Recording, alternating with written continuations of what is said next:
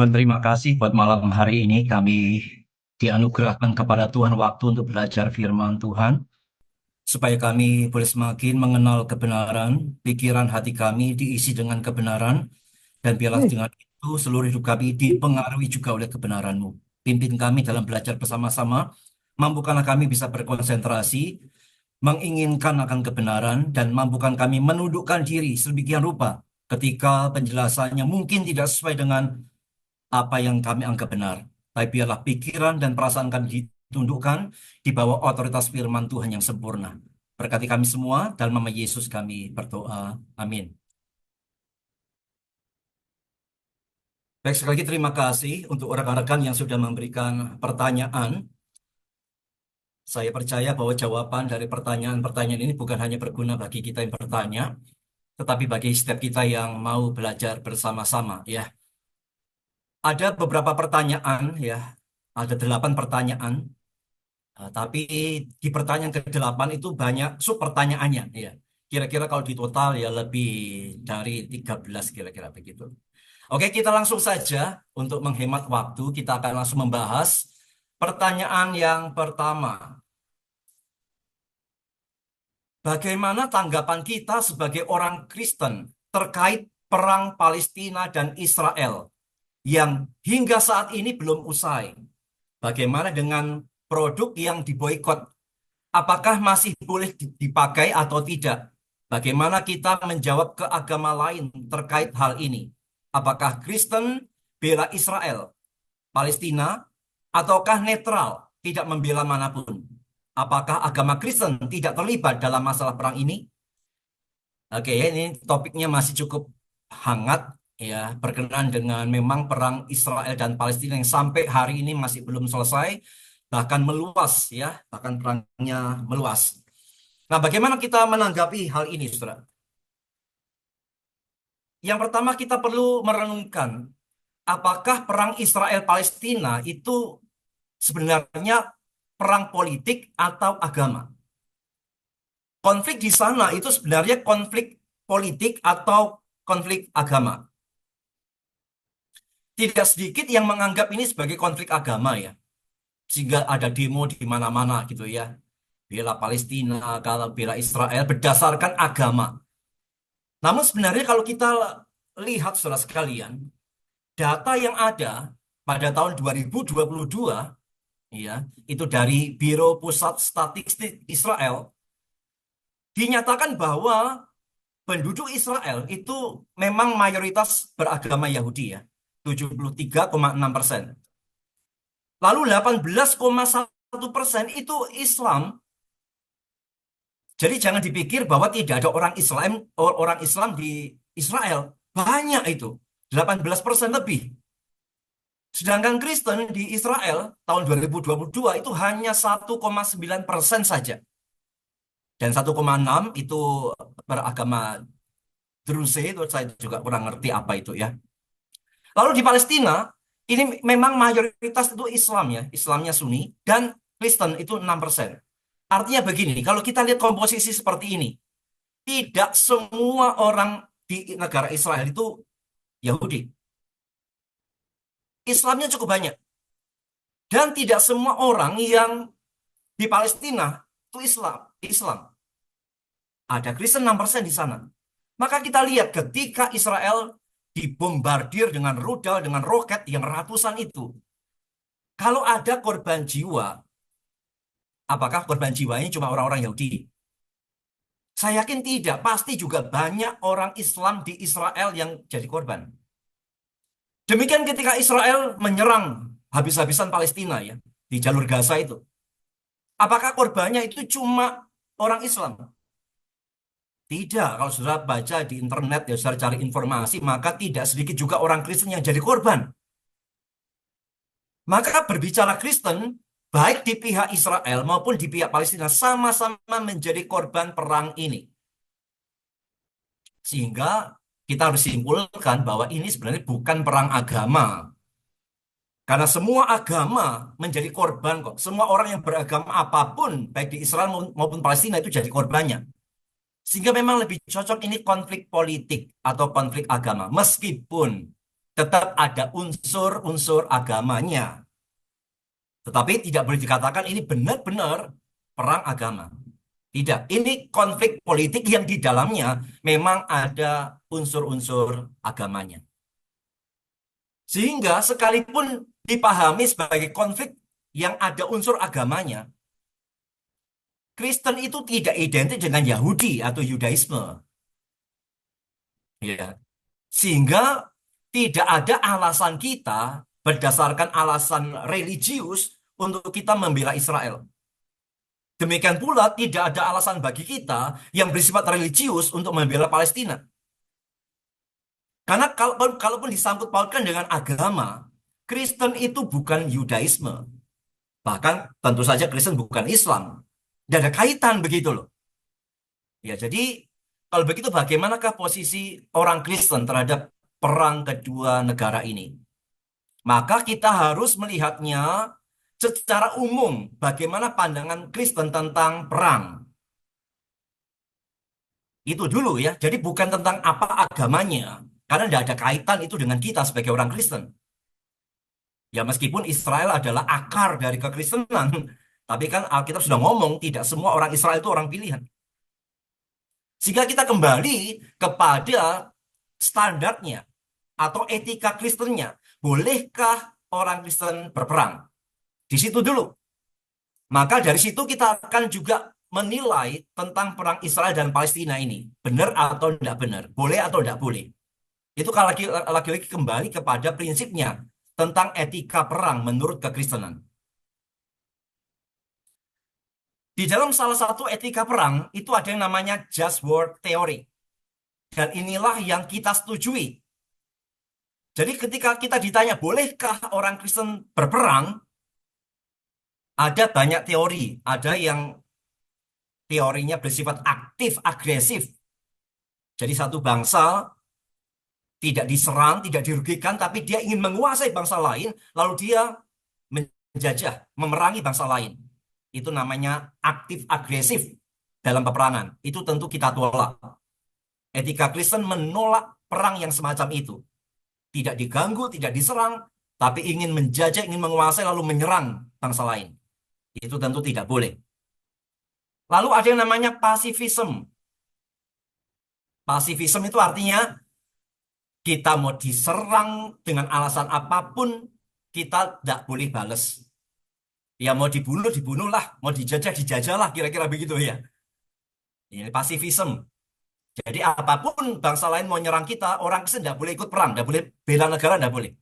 Itu salah satu pandangan juga ya. Tentu mereka yang mempercayai itu kemudian punya ayat-ayatnya ya. Jangan membunuh. Kalau kamu ditampar, apa pipi kiri atau kanan, kasih yang sebelahnya kira-kira begitu ya.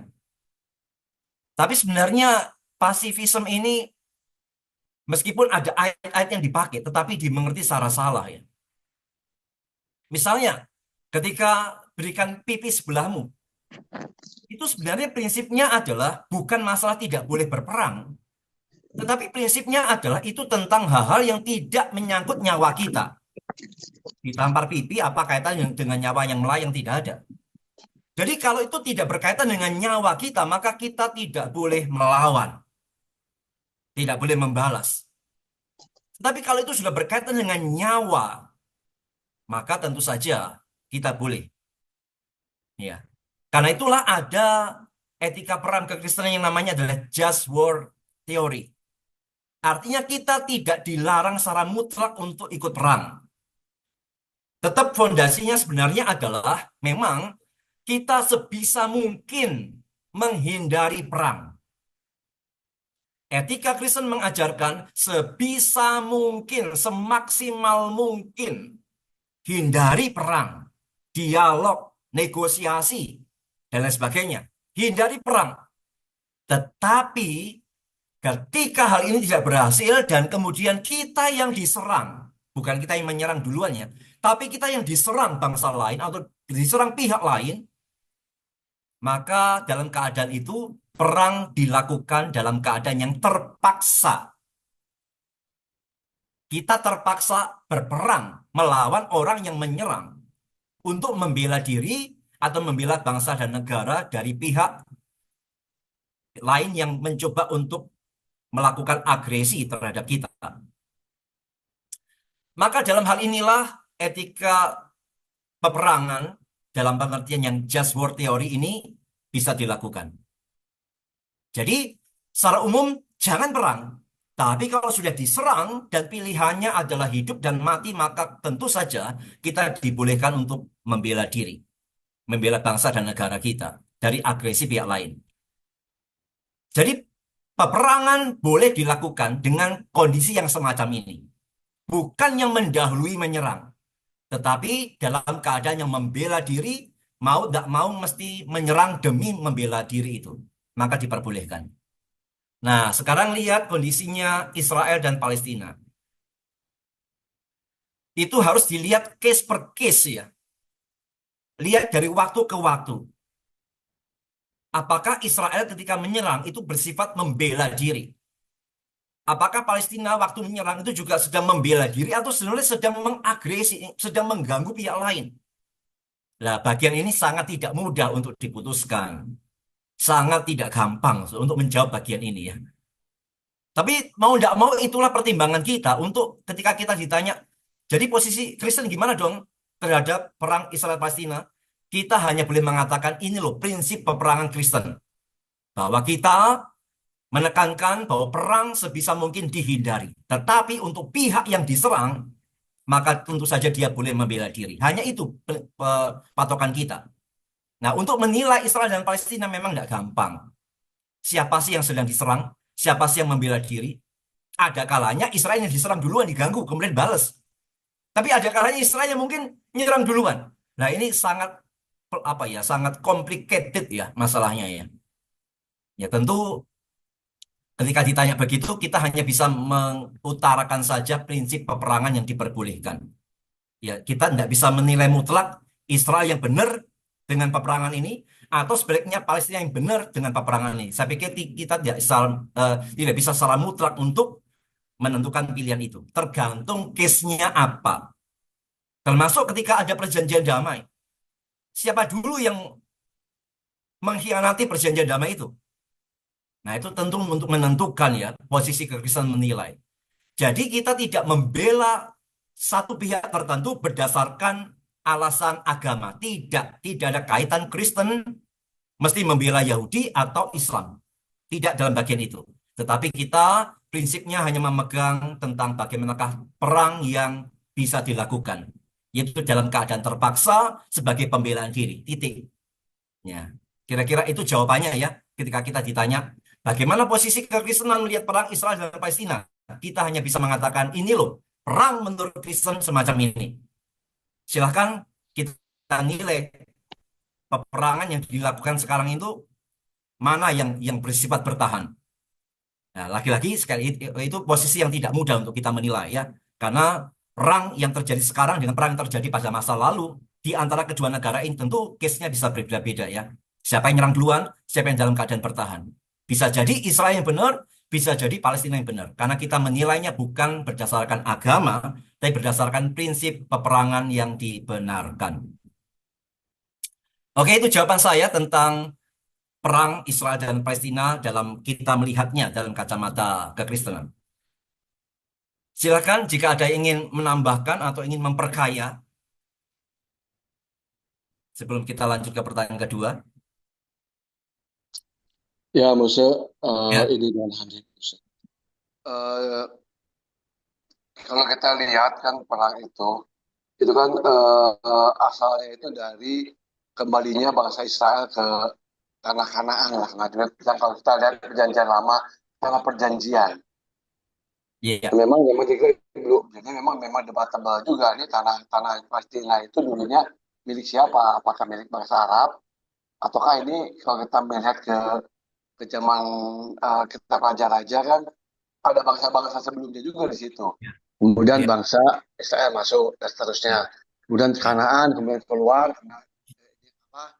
Kejadian sama Nero waktu itu kan, akhirnya dia sekarang balik lagi. Hmm. Itu memang yang jadi pertanyaan sebenarnya ini tanah siapa sehingga waktu itu bangsa Palestina berusaha mengusir bangsa Israel yang menguasai tanah mereka, seolah-olah begitu. Ya, Betul it- betul. ya itulah yang saya katakan sebagai complicated. Mesti lihatnya dari sisi yang mana begitu loh.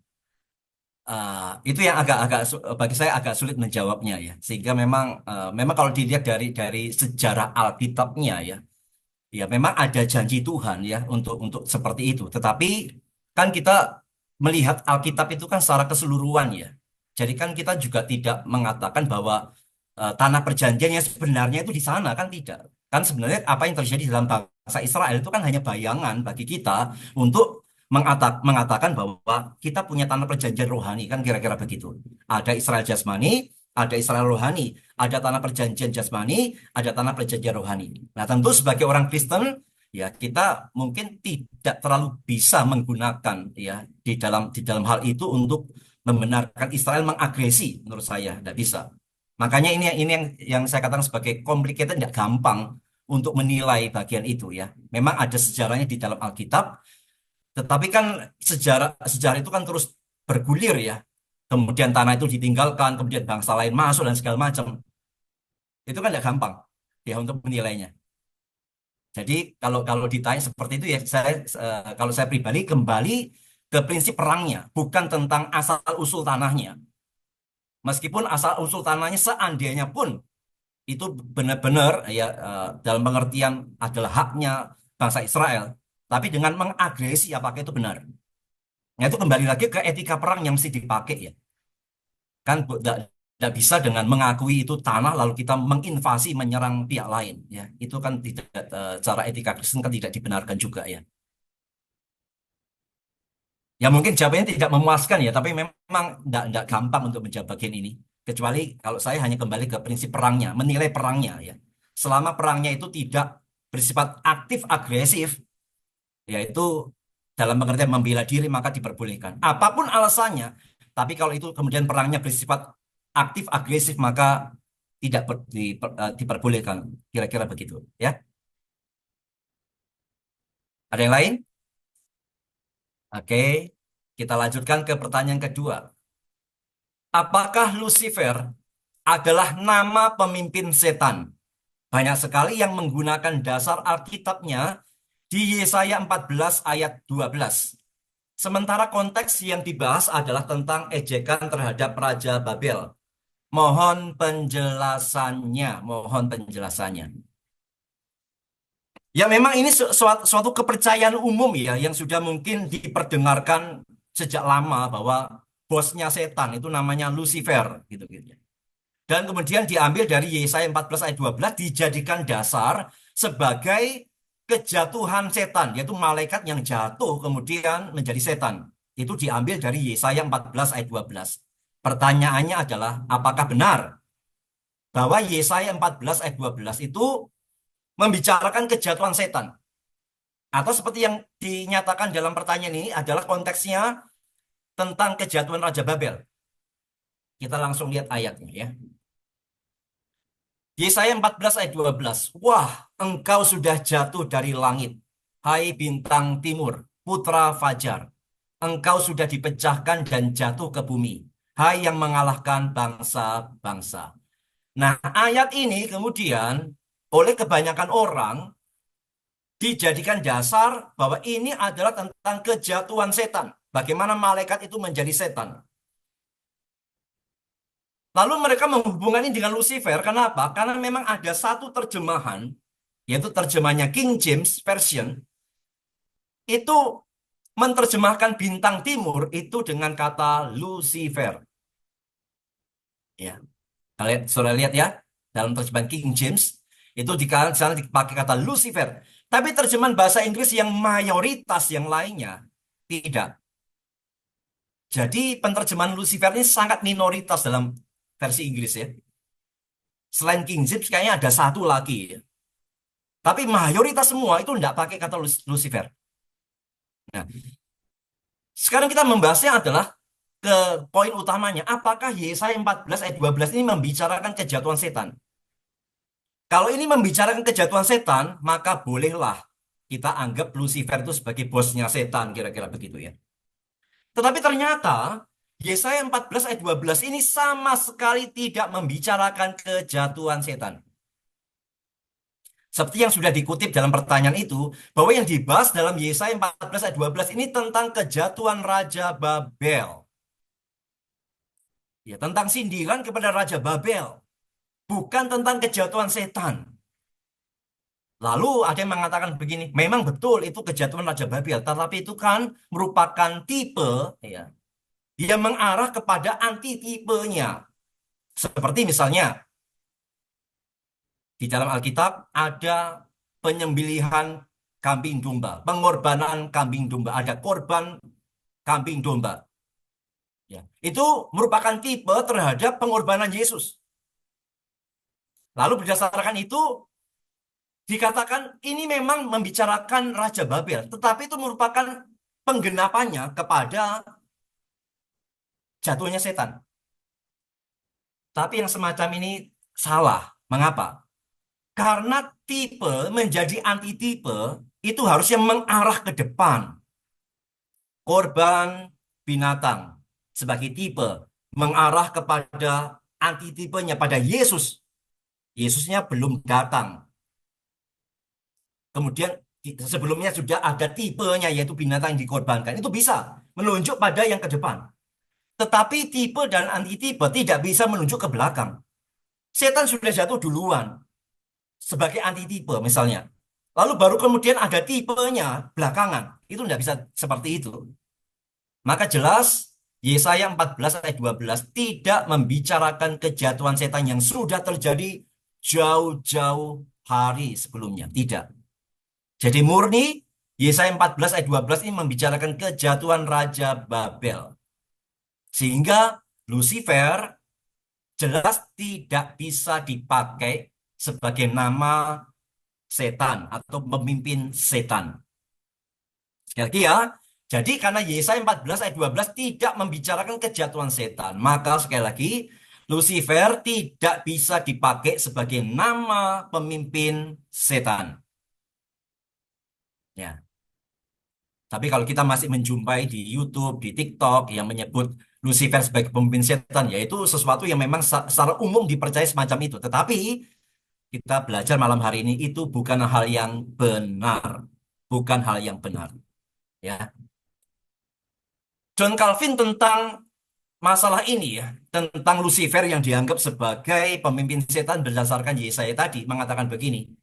Eksposisi yang diberikan oleh beberapa orang tentang teks ini, teks tadi itu ya, seakan-akan teks ini menunjuk kepada setan, timbul dari ketidaktahuan. Jadi mereka yang menganggap kejatuhan setan itu dari Yesaya tadi, itu bagi Calvin itu mereka tidak tahu.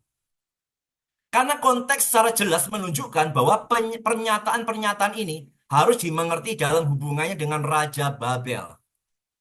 Tetapi pada waktu bagian-bagian kitab suci diambil secara sembarangan dan konteks tidak diperhatikan, kita tidak perlu heran bahwa kesalahan seperti ini muncul. Jadi bagi Calvin mengapa kok bisa timbul teori bahwa bosnya setan namanya Lucifer? Itu karena tidak perhatikan konteksnya. Asal lihat ada bintang yang jatuh, kira-kira langsung dianggap itu sebagai setan. Kira-kira begitu. Padahal konteksnya tidak bicara setan. Tetapi itu merupakan contoh dari ketidaktahuan yang sangat hebat untuk membayangkan bahwa Lucifer adalah raja dari setan-setan. Dan bahwa sang nabi memberikan dia nama ini. Tetapi karena penemuan ini tidak mempunyai kemungkinan apapun, marilah kita mengabaikan mereka sebagai dongeng yang tidak ada gunanya. Bagi Calvin, Lucifer sebagai nama pemimpin setan itu cuma dongeng, hoax, ya. Karena memang Yesaya pasal 14 ayat 12 tidak membicarakan kejatuhan setan sehingga tidak layak pemimpin setan itu dikasih nama yang begitu luar biasa. Lucifer ini nama yang luar biasa, saudara ya. Itu bintang timur, ya. Bintang yang bersinar. Ya, itu terlalu mulia untuk diberikan nama seperti itu setannya ya atau bosnya setan. Jadi benar bahwa Lucifer bukanlah nama pemimpin setan. Karena Yesaya 14 ayat 12 tidak membicarakan kejatuhan setan. Kalau begitu, Kalau kita membicarakan kejatuhan setan, mesti ambil dari ayat yang mana? Ada satu ayat yang sangat kuat dari banyak ayat yang tentunya ya, yaitu dari Yudas ayat 6. Yudas itu cuma satu pasal ya. Dalam ayat 6 dikatakan, dan bahwa ia menahan malaikat-malaikat yang tidak taat pada batas-batas kekuasaan mereka. Tetapi yang meninggalkan tempat kediaman mereka dengan belenggu abadi di dalam dunia kekelaman sampai penghakiman pada hari besar. Ayat ini jelas membicarakan kejatuhan setan dan apa yang menyebabkan mereka jatuh. Jadi tentunya awalnya itu malaikat, saudara. Setan itu tidak dicipta awalnya sebagai setan. Tapi awalnya itu malaikat. Cuma malaikat-malaikat ini ya, itu tidak taat pada batas kekuasaan mereka. Malaikat-malaikat ini tidak puas dengan kekuasaan yang Allah berikan. Mereka ingin lebih, ya. Bahkan lebihnya mereka ingin menyamai Allah, kira-kira begitu. Karena itulah dikatakan mereka itu meninggalkan tempat kediaman mereka tadi itu. Karena mereka ingin berkuasa seperti Allah. Jadi mereka tidak mau melayani Allah, mereka mau dilayani seperti Allah. Mereka tidak mau tunduk kepada Allah, mereka ingin orang-orang lain tunduk kepada Dia. Dan inilah yang waktu renungan pagi tadi saya katakan sebagai dosa yang tertua. Dosanya setan itu kesombongan. Dia tidak puas dengan kekuasaannya yang dikasih Allah. Dia ingin lebih daripada itu dan dia ingin menyamai Allah. Tidak mau melayani, tapi ingin dilayani seperti Allah. Karena itu tidak heran ketika dia menggoda Hawa dan Adam di Taman Eden. Maka godaannya adalah, makanlah buah itu, maka kamu akan menjadi sama seperti Allah. Pemikiran sama seperti Allah telah muncul dalam diri malaikat yang jatuh itu. Kemudian ditularkanlah kepada Hawa dan Adam di Taman Eden. Jadi kalau mau membicarakan tentang penyebab adanya setan, yaitu malaikat yang jatuh, tidak dari Yesaya 14, tapi dari Yudas ayat 6. Malaikat-malaikat tidak taat pada batas kekuasaan. Mereka tidak mau melayani Allah, tapi mereka mau dilayani seperti Allah, ya. Dan itulah yang membuat mereka dimurkai dan kemudian jadilah mereka setan-setan dengan semua pengikut, ya. Tentu bukan hanya satu malaikat yang jatuh ya, tapi malaikat yang jatuh membawa juga banyak rombongannya, kira-kira begitu. Ya, jadi seperti itu ya. Jadi Lucifer itu bukan nama pemimpin setan. Oke, apakah ada yang mau menanggapi jawaban pertanyaan kedua ini sebelum kita lanjut yang ketiga?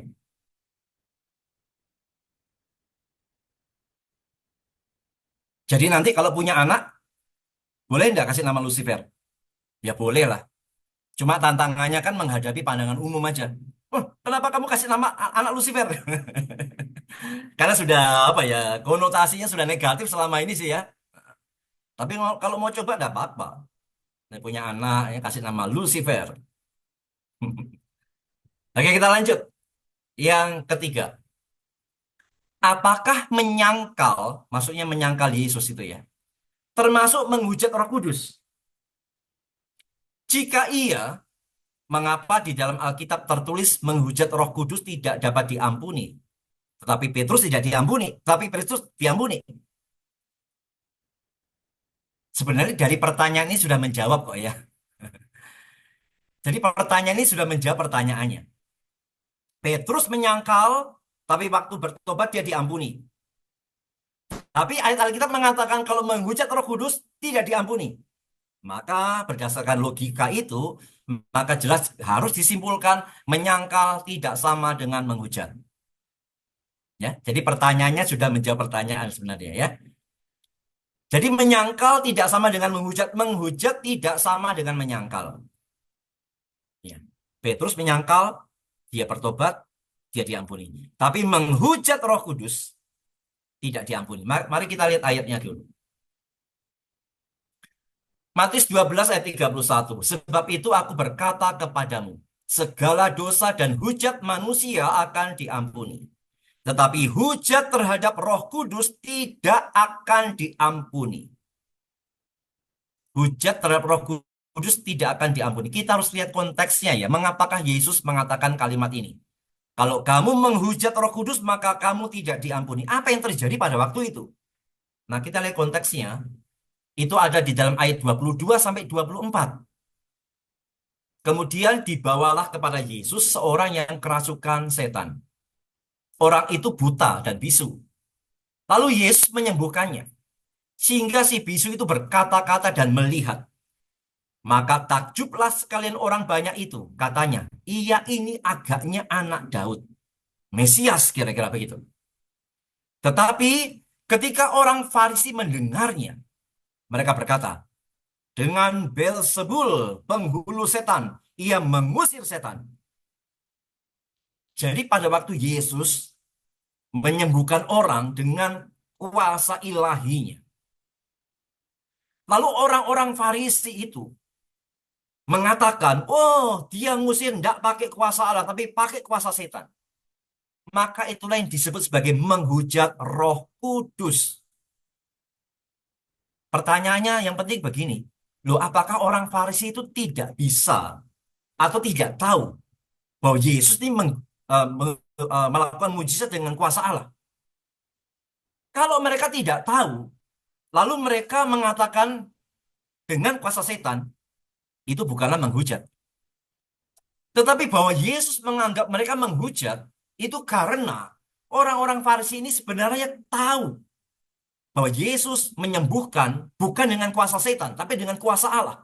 Tetapi saking bencinya mereka terhadap Yesus, meskipun mereka tahu bahwa Yesus menyembuhkan orang dengan kuasa Allah, tetap mereka mengatakan itu dengan kuasa setan. Maka dalam bagian inilah dianggap sebagai menghujat Roh Kudus. Mereka tahu Yesus menyembuhkan dengan kuasa Allah, tetapi mereka tetap ngomong itu kuasa setan. Maka Yesus langsung menghakimi mereka. Kamu menghujat Roh Kudus dan kamu tidak akan diampuni. Jadi konsep atau konteks awalnya menghujat Roh Kudus memang konteksnya seperti itu ya. Mengatakan kuasa Roh Kudus sebagai kuasa setan. Padahal mereka tahu itu kuasa Roh Kudus, tapi tetap mereka ngomong itu kuasa setan, maka itulah menghujat Roh Kudus. Nah, kalau begitu konteksnya sekarang bagaimana di zaman ini? Di zaman ini kan kita tidak lagi menyaksikan Yesus yang membuat mujizat kan? Di zaman ini kan Yesus tidak hadir bersama-sama dengan kita untuk membuat mujizat. Tetapi tetap ada dosa menghujat Roh Kudus yang tetap tidak diampuni. Kalau begitu pengertiannya bagaimana? Nah, kita lihat sekarang di dalam ayat 31 dan 32. Sebab itu aku berkata kepadamu, segala dap Roh Kudus tidak akan diampuni. Nah, dalam konteks seperti ini kita bisa lihat maknanya di dalam ayat yang ke-32. Apabila seseorang mengucapkan sesuatu menentang anak manusia, menentang Yesus, ia akan diampuni. Masih bisa diampuni. Tetapi jika ia menentang Roh Kudus, ia tidak akan diampuni. Di dunia ini tidak. Dan di dunia yang akan datang pun tidak. Maka kita mesti merhatikan ya. Hujat terhadap Roh Kudus dalam ayat 31 itu tentu punya makna yang sama dengan menentang Roh Kudus di dalam ayat 32. Jadi dalam konteks saat ini, menghujat Roh Kudus itu sama dengan menentang Roh Kudus. Sekarang pertanyaannya, apa arti menentang Roh Kudus? Menentang Roh Kudus itu sama dengan tidak mempercayai Yesus sebagai Tuhan dan Juru Selamat. Dari mana kita mendapat pengertian itu? Kita masih mengingat ayat-ayat yang lain yang Alkitab katakan, tidak mungkin oleh Roh Kudus, tidak mungkin tanpa Roh Kudus kita bisa mengaku bahwa Yesus adalah Tuhan. Kalau kita bisa mengaku Yesus adalah Tuhan, itu hanya karena Roh Kudus ada dalam diri kita. Maka ketika orang menentang Roh Kudus itu harus diartikan, yaitu dia tidak percaya Yesus sebagai Tuhan dan Juru Selamat. Ya, itu sama seperti itu. Ya. Sehingga kalau orang tidak percaya Yesus sebagai Tuhan dan Juru Selamat, jelas tidak diampuni. Di dunia ini pun tidak, di dunia akan datang juga tidak, karena dia tidak percaya Yesus sebagai Tuhan dan Juru Selamat kok. Ya, jadi konteksnya mesti dipahami semacam itu. Memang konteks awalnya menghujat Roh Kudus adalah mengatakan kuasa Roh Kudus yang ada dalam diri Yesus itu sebagai kuasa setan. Tapi Yesus sudah tidak ada di tengah-tengah kita saat ini. Maka ayat 32 itu memberikan pengertiannya. Apa sih menghujat Roh Kudus? Yaitu orang yang menentang Roh Kudus. Apa sih menentang Roh Kudus? Yaitu tidak mau percaya bahwa Yesus adalah Tuhan dan Juru Selamat. Ya, jadi seperti itu pengertiannya ya. Menghujat Roh Kudus sama dengan menentang Roh Kudus, sama dengan tidak mengakui, tidak mau percaya Yesus sebagai Tuhan dan Juru Selamat. Maka dengan itu tidak akan ada pengampunan, baik di dunia ini maupun di dunia yang akan datang. Kasusnya Petrus berbeda. Kasusnya Petrus adalah dia menyangkal sebagai kejatuhannya dia, yang satu hari Tuhan akan bangkitkan kembali. Ya, Petrus tidak sedang menentang Roh Kudus. Dia sedang mendukakan Roh Kudus. Karena sebelumnya sebenarnya dia sudah percaya ya. Hanya karena waktu itu imannya lemah, maka dia jatuh ke dalam dosa. Ya, penyangkalannya. Ya, tapi itu bukan menentang Roh Kudus, tapi mendukakan Roh Kudus. Yang menentang ini benar-benar menolak Yesus sebagai Tuhan dan Juru Selamat. Ya, kira-kira semacam itu ya. Pengertian dari dosa menghujat Roh Kudus. Silakan kalau ada yang menanggapi. Nanya aja Musa ya. Ya, silakan. Musa, kalau menghujat Roh Kudus itu apa sama dengan bunuh diri, Musa?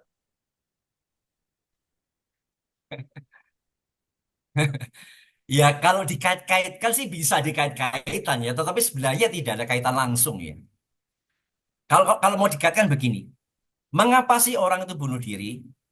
Kita percaya bahwa orang bunuh diri itu karena dia sudah tidak sanggup menghadapi pergumulan hidupnya. Ya.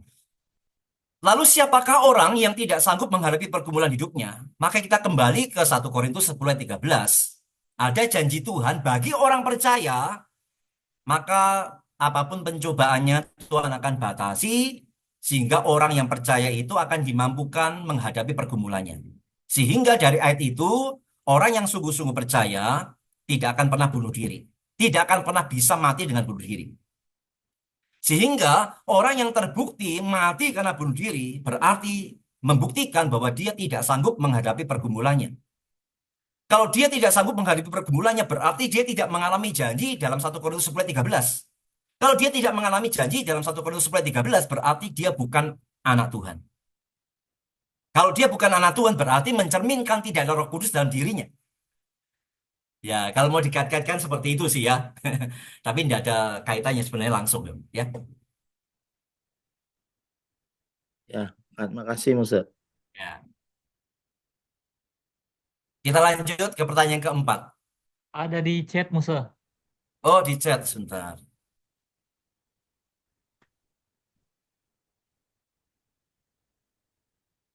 Kalau meragukan bahasa roh, apakah benar bahasa roh atau dibuat-buat sendiri apa mengucap Roh Kudus? Tidak. Bahkan kita harus meragukan bahasa roh. Apalagi di zaman ini kita harus meragukan apakah itu benar atau tidak. Apakah itu asli atau palsu. Harus bahkan ya. Karena banyak bahasa roh di zaman sekarang yang palsu. Ya. Jadi tidak termasuk menghujat ya. Oke, kita lanjut ke pertanyaan keempat. Dalam 2 Samuel 24 ayat 1, itu apakah iblis yang menggoda Daud untuk melakukan sensus atau perintah Allah? Jika perintah Allah, mengapa Daud dikatakan berdosa pada ayat yang ke-10? Tetapi jika iblis yang menggoda pada ayat 1, tidak dikatakan iblis, tetapi firman-Nya. Mohon penjelasannya.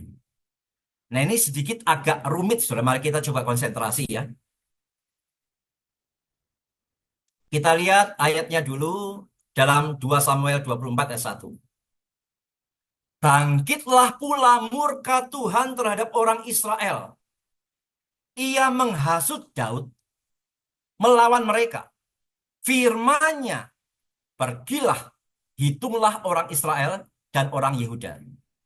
Jadi di dalam catatan 2 Samuel pasal 24 ayat 1 versi LAI mengatakan yang murka itu Tuhan, yang menghasut Daud itu Tuhan, yang berfirman pergilah, hitunglah itu Tuhan.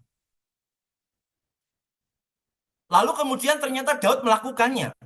Dia pergi melakukan sensus. Tetapi ayat yang ke-10, apa yang dialami Daud? Tetapi berdebar-debarlah hati Daud. Setelah ia menghitung rakyat, lalu berkatalah Daud kepada Tuhan, aku telah sangat berdosa karena melakukan hal ini. Maka sekarang Tuhan, jauhkanlah kiranya kesalahan hamba-Mu ini. Sebab perbuatanku itu sangat bodoh. Nah, ini ada semacam kebingungan ya.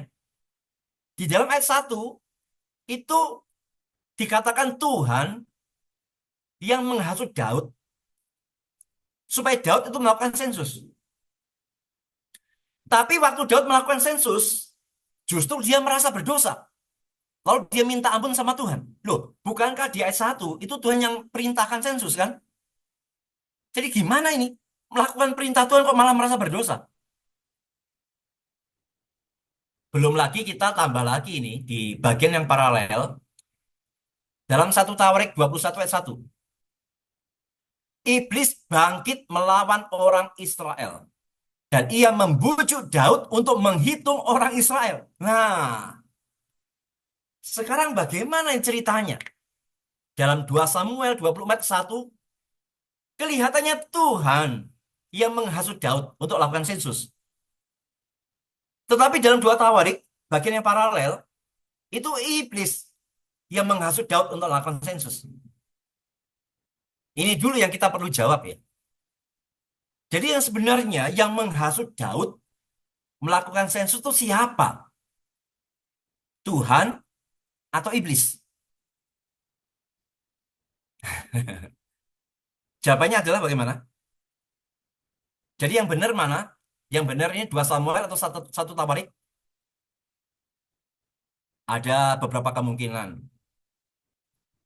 2 Samuel yang benar. 1 Tawarik salah.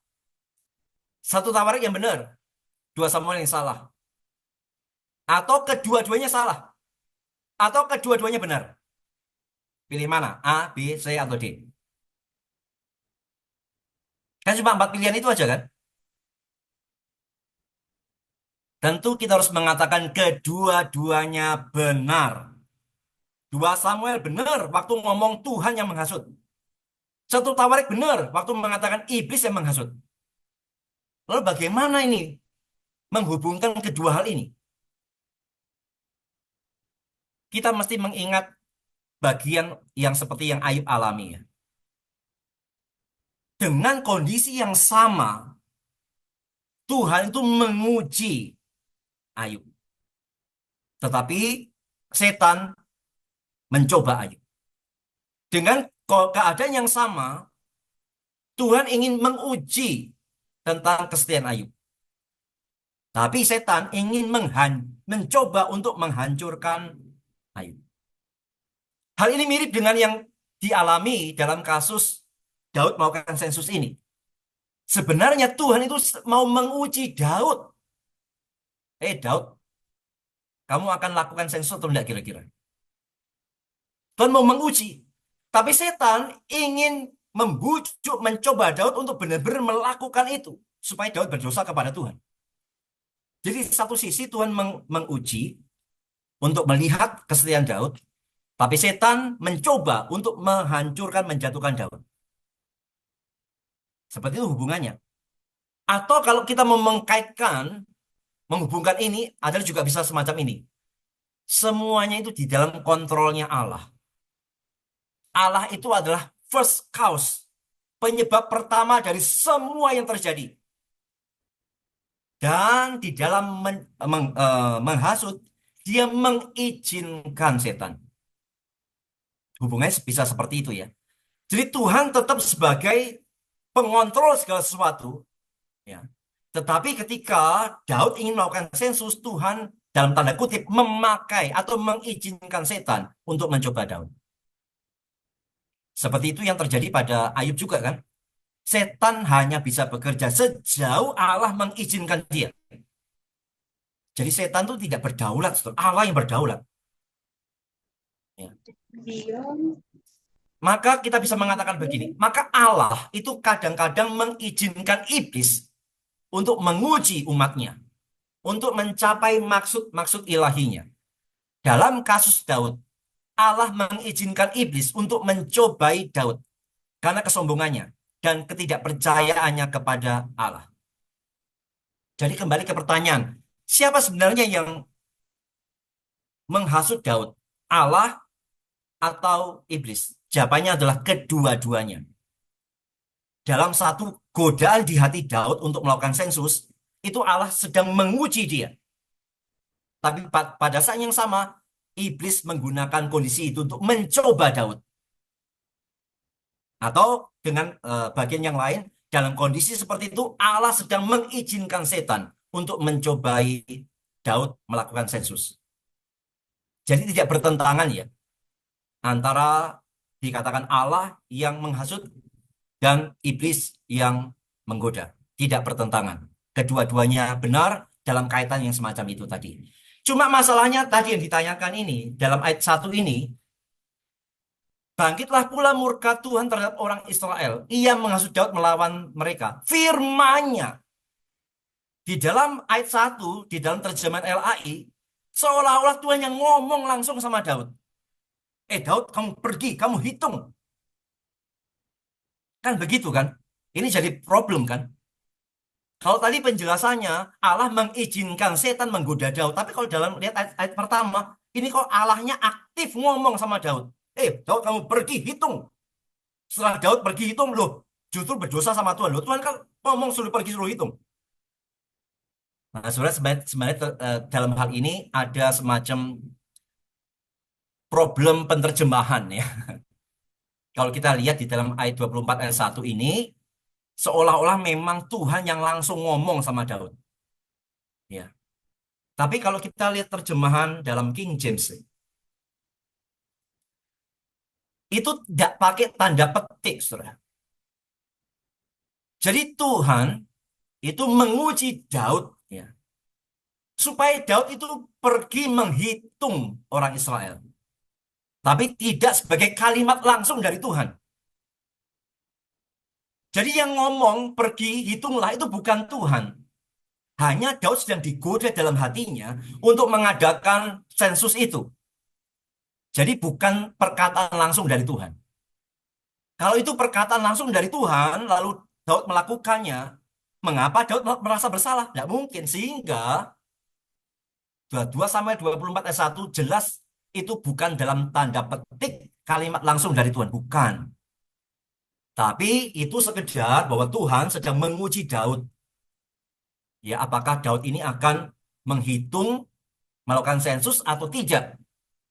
Ternyata Daud mengikuti bisikan hatinya, ya, yang merupakan godaan setan, bukan kalimat perintah langsung dari Tuhan, tetapi setan yang menggoda dalam hatinya untuk melakukan sensus.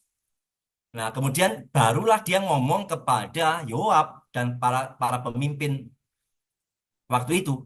Ayat 2 itu ya, lalu berkatalah Daud kepada Yoab dan kepada para pemuka rakyat, pergilah, hitunglah, dan seterusnya. Jadi di dalam ayat 1 itu tidak ada perkataan Tuhan secara langsung. Bukan Tuhan yang perintahkan. Tetapi ada semacam godaan dalam hati Daud untuk menghitung. Untuk memerintahkan.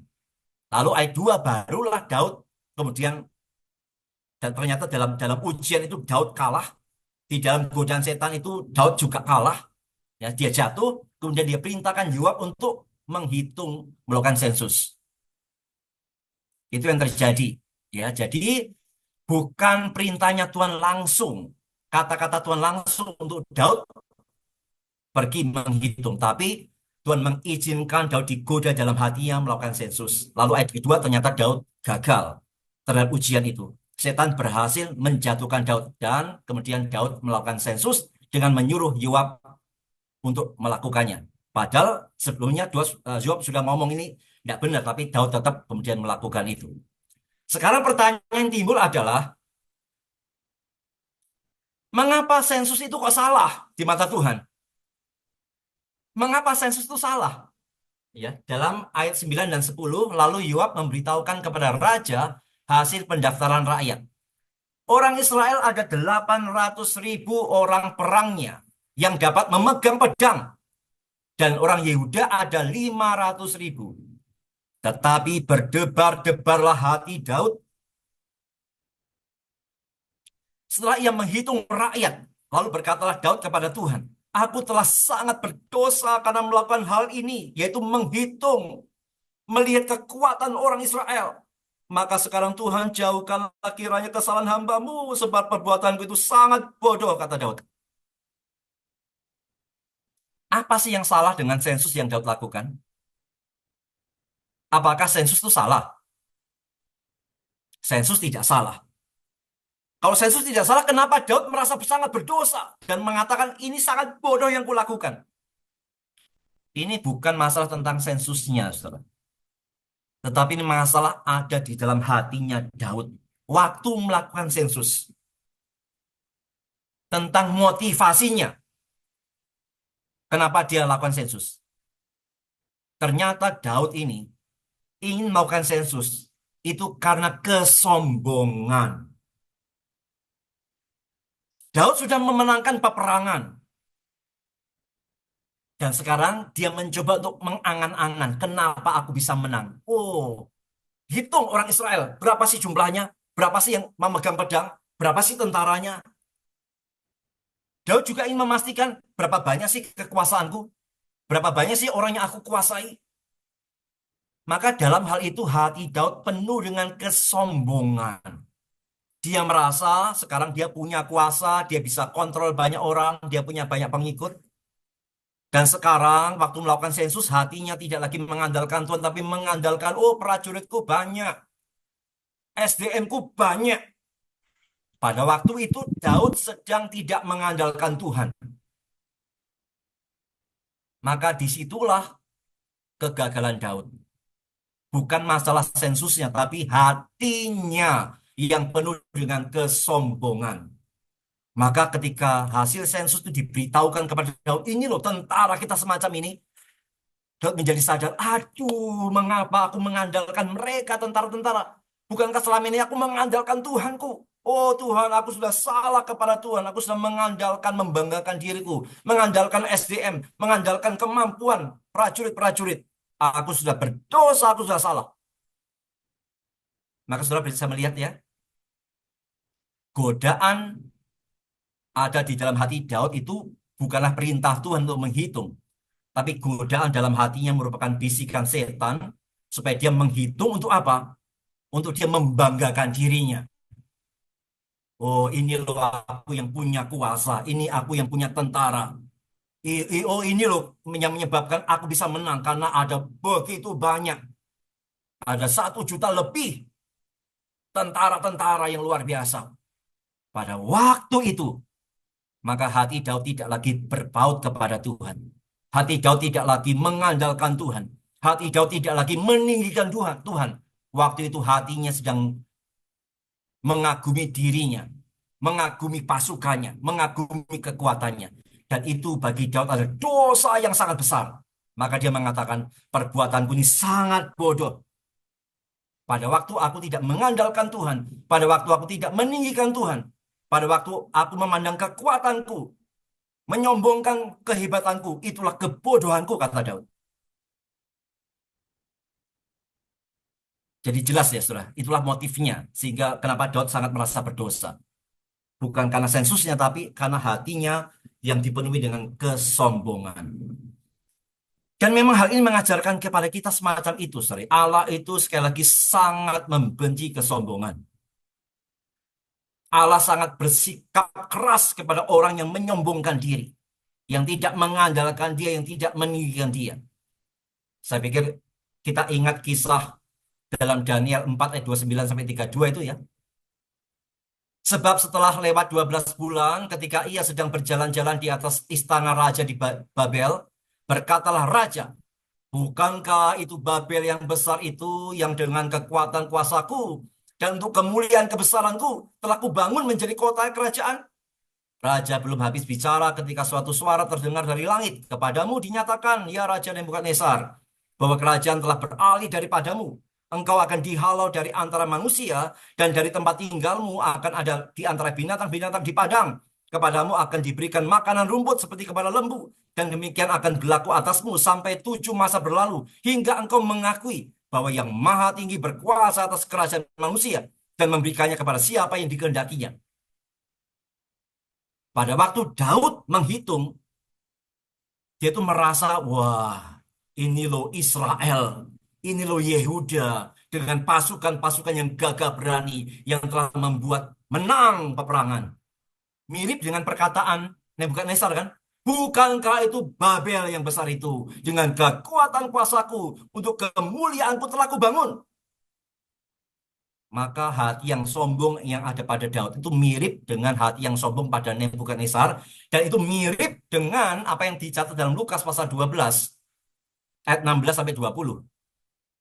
Kemudian ia mengatakan kepada mereka suatu perumpamaan, katanya, ada seorang kaya, tanahnya berlimpah-limpah hasilnya. Ia bertanya dalam hatinya, apakah yang harus aku perbuat, sebab aku tidak mempunyai tempat di mana aku dapat menyimpan hasil tanahku. Lalu katanya, inilah yang akan aku perbuat. Aku akan merombak lumbu-lumbungku, dan aku akan mendirikan yang lebih besar, dan aku akan menyimpan di dalamnya segala gandum dan barang-barangku. Sesudah itu aku akan berkata kepada jiwaku, jiwaku, ada padamu banyak barang, tertimbun untuk bertahun-tahun lamanya. Beristirahatlah, makanlah, minumlah, dan bersenang-senanglah. Tetapi firman Allah kepadanya, hai engkau orang bodoh, pada malam ini juga jiwamu akan diambil daripadamu. Dan apa yang telah kau sediakan untuk siapa itu nanti? Mirip juga dengan perkataan orang kaya dalam perumpamaan itu ya. Jiwaku ada padamu banyak barang, tertimbun, beristirahatlah, makan, minumlah, senang-senanglah. Semua ini mendapat teguran yang keras dari Tuhan.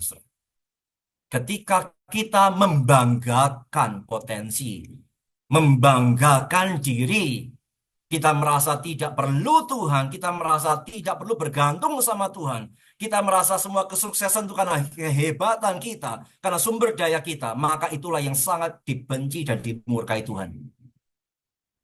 Ya, kita belajar satu hal yang penting ya. Tuhan menginginkan kita untuk benar-benar bergantung kepada Dia. Tidak mengandalkan diri, tidak membanggakan diri. Nah, kita perlu belajar termasuk dalam kita melayani Tuhan ya.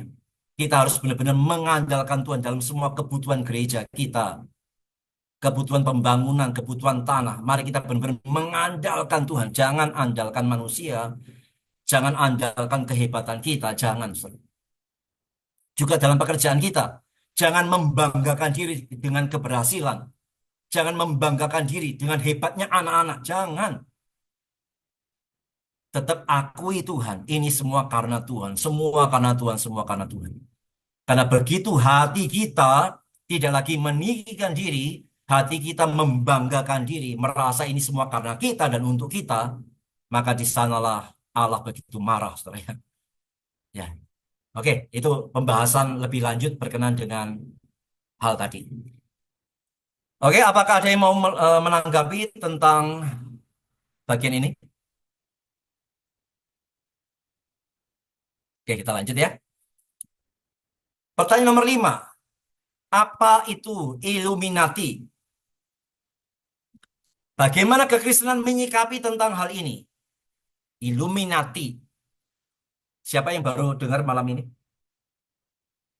Ini isu sudah sangat lama, sudah 20 tahun lebih ya. Isu ini ya. Sudah puluhan tahun lah isu ini ya. Apa itu Illuminati? Bagaimana kita menyikapinya? Nah, ada sejarahnya, saudara ya. Illuminati itu adalah istilah yang telah digunakan bahkan sejak abad yang ke-15 untuk merujuk pada berbagai kelompok yang mengklaim memiliki pencerahan khusus atau pengetahuan rahasia. Namun, kalau kita bicara tentang Illuminati zaman ini, maka yang paling sering dimaksud adalah Illuminati Bavaria. Jadi secara umum, Illuminati itu menunjuk pada kelompok-kelompok ya yang bahkan sejak abad 15 itu sudah ada. Tetapi kalau salah spesifik, kalau kita membicarakan Illuminati, itu seringkali arahnya kepada Illuminati Bavaria. Sekarang apa itu Illuminati Bavaria? Sejarahnya adalah Illuminati Bavaria itu didirikan pada tahun 1776 oleh Adam Weishaupt di Bavaria, sekarang bagian dari Jerman. Kelompok ini awalnya bertujuan untuk melawan otoritas agama yang berlebihan dan penyalahgunaan kekuasaan negara. Jadi kelompok yang menolak otoritas agama, ya, dan juga menentang negara yang otoriter, kira-kira begitu.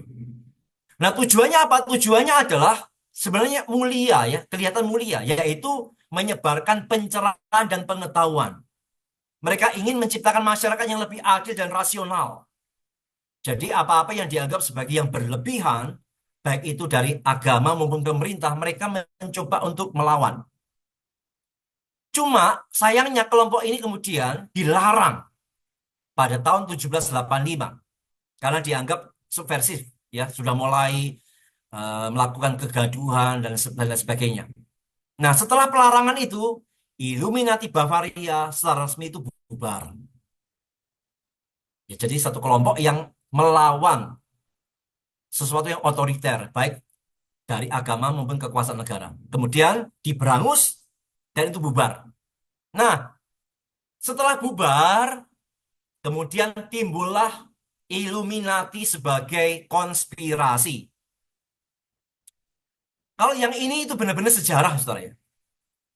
Kalau Illuminati Bavaria itu benar-benar sejarah. Tapi setelah Illuminati Bavaria ini bubar, Illuminati yang muncul sekarang itu adalah yang bersifat konspirasi.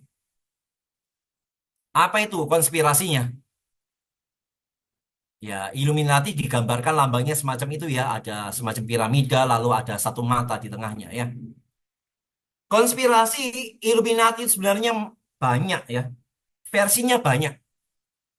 Konspirasi Illuminati adalah teori konspirasi di mana ada sebuah komunitas elit global yang mengendalikan dunia atau berusaha mengendalikan dunia.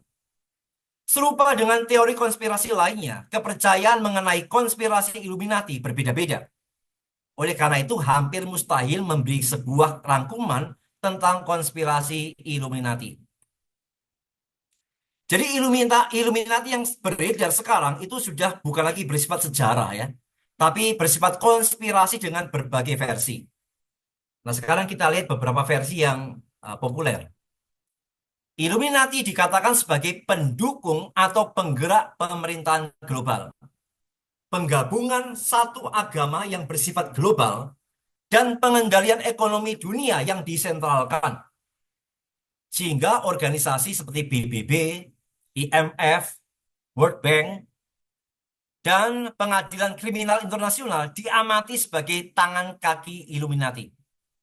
Konspirasinya begitu, saudara ya. Jadi Illuminati ini dikatakan sebagai satu yang nantinya akan memegang pemerintahan global di seluruh dunia. Ya, nanti akan menjadikan agama itu satu dan ekonomi itu satu. Ya, satu sentralnya. Lalu konspirasinya adalah PBB yang sekarang IMF, World Bank itu dianggap sebagai kaki tangannya. Ingat saudara, ini teori konspirasinya ya. Jangan ditelan mentah-mentah. Ini teori konspirasinya yang beredar. Lalu juga dikatakan Illuminati dikatakan mempunyai sebuah dewan elit yang terdiri dari perwakilan yang menguasai bank-bank dunia. Mereka menciptakan inflasi, resesi, dan memanipulasi pasar global dengan mendukung pimpinan tertentu dan mempersenjatai kudeta maupun melemahkan pemimpin lain demi mencapai tujuan mereka. Jadi konspirasinya adalah semua gejolak perekonomian dunia itu ulahnya elit global, ulahnya Illuminati ini, ya, termasuk pemberontakan bersenjata itu ada peran Illuminati. Konspirasinya begitu. Tujuannya apa? Tujuannya adalah untuk menciptakan dan mengendalikan krisis yang pada akhirnya akan membuktikan kepada manusia bahwa globalisme dengan kendali ekonomi yang disentralkan dan satu agama global adalah solusi yang diperlukan untuk berbagai permasalahan dunia. Struktur ini seringkali disebut sebagai dunia orde baru, bukan orde barunya kita ya, tapi New World Order. Ya, pemerintahan dunia baru yang akan dikuasai oleh Illuminati. Jadi konspirasinya adalah semua kegaduhan di dunia ini ulahnya Illuminati. Termasuk konfliknya Israel Palestina, ya, yang kemudian melibatkan negara-negara sekitar, pemberontakan di mana-mana. Itu dalam teori konspirasi itu semua adalah ulahnya Illuminati. Termasuk masalah apa ya? Penyakit-penyakit di dunia, ya, termasuk wabah-wabah segala macam. Itu adalah kerjanya Illuminati. Tujuannya apa? Untuk menciptakan kegaduhan dan nantinya mereka akan muncul sebagai pahlawan yang bisa menyelesaikan. Sehingga nantinya kalau mereka dianggap sebagai pahlawan, maka mereka akan punya kuasa untuk memerintah seluruh dunia. Kira-kira konspirasinya begitu, saudara ya. Jadi semua kegaduhan di dunia ini, baik itu politik, militer, ekonomi, agama, semua itu ulahnya elit global Illuminati. Dengan tujuan supaya nantinya mereka muncul sebagai pahlawan yang bisa menyelesaikan semuanya ini. Itu teori konspirasinya. Nah, pertanyaannya, apakah ini benar? Kalau Illuminati Bavarian itu sudah sejarah memang benar seperti itu. Tapi yang Illuminati konspirasi, kita tidak bisa mengatakan ini benar, juga tidak bisa mengatakan ini pasti tidak benar. Karena untuk mengatakan ini benar, buktinya perlu bukti yang kuat. Tapi kalau kita mengatakan ini pasti tidak benar,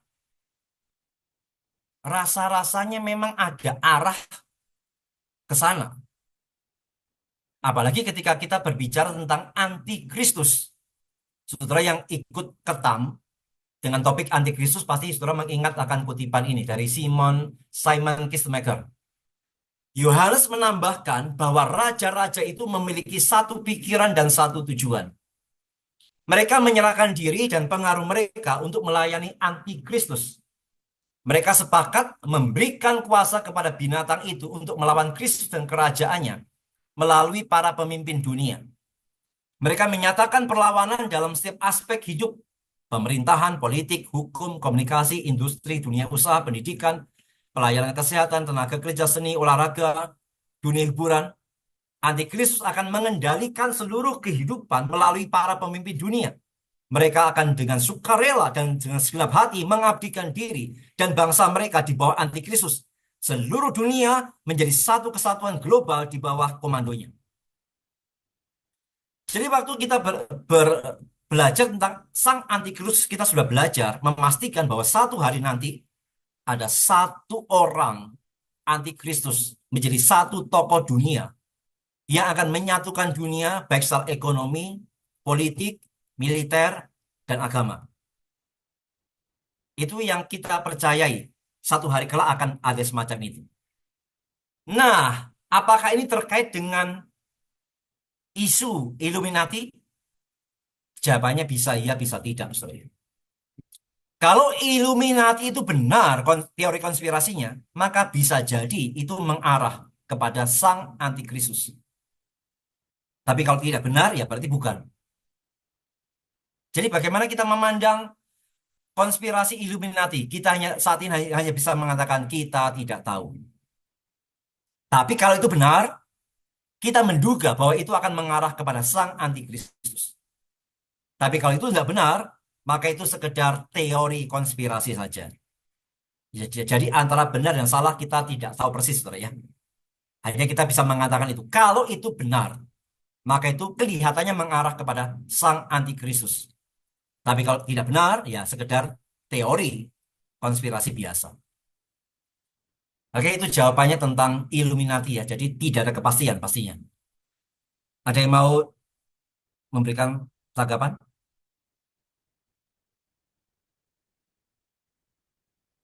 Ya, Muse, Ya, nanggapin Muse. Fandi, silakan. Ya, Namun kalau kita lihat logo Illuminati itu ada di mata uang USD. Kalau lihat mata uang USD itu semua ada tanda itunya, Muse. Ada apa piramida, dan atas piramida itu ada gambar mata itu. Nah, itu hmm. apakah tidak ditentang itu sama si ya di Amerika lah khususnya ya yang punya lambang itu kok nggak ditentang itu ini kok lambang Illuminati samakan dengan logo di mata uangnya dia. Iya, Apakah dia faktanya pernah melihatnya? tidak ada penentangan sampai sekarang kan. Tidak ada satu gerakan yang paling enggak yang belum kita dengar kan. Karena isu semacam ini kan sudah sangat lama sekali begitu. Nah, makanya kita kita sebatas ini hanya menyebutnya sebagai teori konspirasi ya. Apakah ini mereka sekedar teori konspirasi untuk menjatuhkan Amerika atau memang ini bagian dari Amerika? Nah, itu kita tidak tahu. Tapi faktanya memang Amerika kelihatannya tidak ada protes ya tentang logonya Illuminati ya. Nah, itulah yang kita tidak bisa memastikan apakah ini sekedar teori konspirasi atau ini benar-benar mengarah kepada sang antikristus. Ya, kita lihat saja nanti.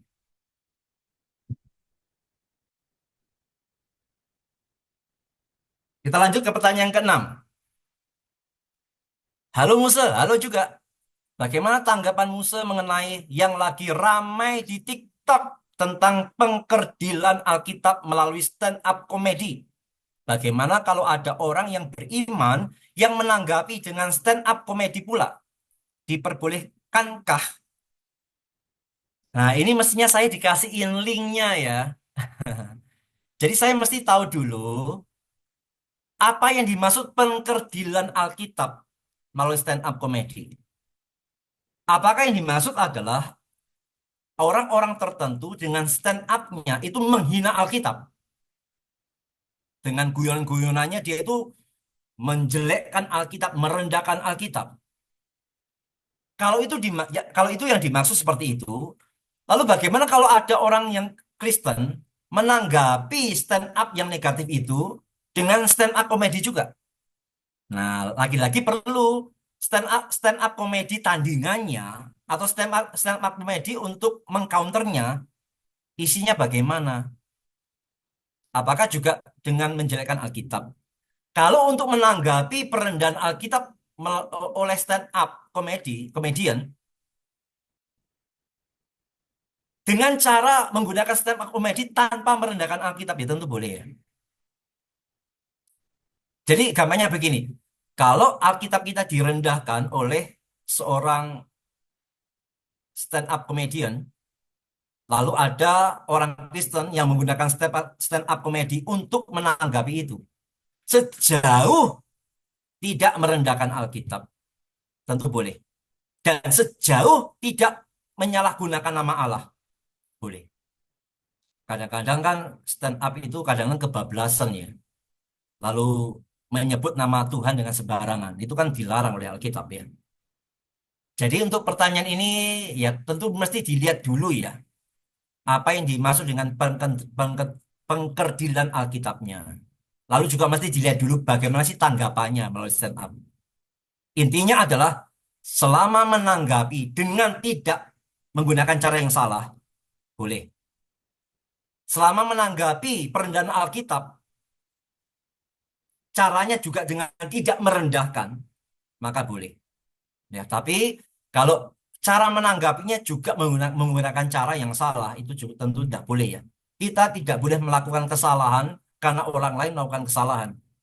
Kita tidak boleh mengcounter kesalahan dengan menggunakan kesalahan. Ya, intinya begitu ya. Jadi kalau stand up komedi untuk menanggapinya itu benar, tidak ada sesuatu yang dilanggar, ya itu tentu diperbolehkan ya. Oke, kita lanjut ke pertanyaan yang ke-7. Malam Musa mau nanya, apakah malaikat itu berjenis kelamin? Karena biasa kalau kita drama, kebanyakan malaikatnya perempuan. Benar juga ya. Kalau drama itu yang dipilih kebanyakan perempuan ya. Sedang di Alkitab juga nama malaikat Gabriel, Mikael. itu merujuk ke laki-laki. Bahkan iblis pun yang tadinya dari malaikat disebut sebagai bapa segala pendusta. Ada lagi yang ku dengar, malaikat tidak berjenis kelamin. Bagaimana tanggapan Ustaz? Oke. Di dalam Alkitab memang semacam itu ya, nama-nama Gabriel, Mikael, itu mengindikasikan laki-laki. Tapi apakah memang malaikat itu punya gender? Sehingga Alkitab mengungkapkannya sebagai laki-laki. Nah, kita perlu tahu dulu ya tentang malaikat. Malaikat itu makhluk roh ya. Sehingga kalau dia makhluk roh, dia jelas tidak berjenis kelamin. Manusia kan bukan makhluk roh. Kita manusia ada tubuh, ada roh. Karena ada tubuh, maka kemudian ada jenis kelamin kita, ada pria, ada wanita. Malaikat tidak bertubuh. Malaikat itu makhluk roh, sehingga pasti tidak punya jenis kelamin. Dia roh. Jadi jelas sekali lagi malaikat tidak berjenis kelamin. Tetapi, ada tetapinya. Ketika menampakkan diri sebagai manusia, malaikat itu kan roh ya, yang tidak terlihat. Tapi waktu dia menampakkan diri sebagai manusia, dalam catatan Alkitab, itu selalu sebagai laki-laki. Jadi kedua hal ini mesti dipahami secara bersama-sama ya. Jadi betul bahwa malaikat itu tidak berjenis kelamin, yaitu roh. Tetapi waktu menampakkan diri sebagai manusia, dia selalu menampakkan diri sebagai laki-laki. Contohnya, Lukas 1 ayat 19. Jawab malaikat itu kepadanya, akulah Gabriel yang melayani Allah, dan aku telah diutus untuk berbicara dengan engkau dan untuk menyampaikan kabar baik ini kepadamu. Gabriel ini laki-laki atau perempuan? Kita lihat dalam Daniel 8 ayat 15 dan 16. Sedang aku Daniel melihat penglihatan itu dan berusaha memahaminya, maka tampaklah seorang berdiri di depanku yang rupanya seperti seorang laki-laki. Dan aku mendengar dari tengah sungai Ulai itu suara manusia yang berseru, Gabriel. Jadi yang dilihat, yang seperti laki-laki, itu namanya adalah Gabriel. Buatlah orang ini memahami penglihatan itu. Jadi jelas Gabriel yang sama dalam Daniel itu adalah yang juga Gabriel yang sama dalam Lukas ya. Dan dalam Daniel, Daniel melihatnya seperti seorang laki-laki. Ya sudah cocok ya namanya Gabriel ya. Kalau dia perempuan harus namanya Gabriela ya. Namanya Bella atau Gabriela gitu ya. Tapi namanya Gabriel. Jadi meskipun dia tidak bergender, tapi waktu menampakkan diri, malaikat itu menampakkan diri sebagai laki-laki. Contoh yang lain.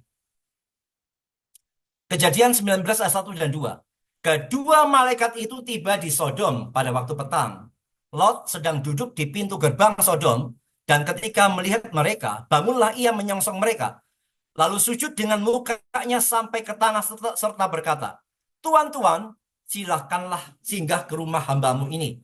Bermalamlah di sini dan basuhlah kakimu.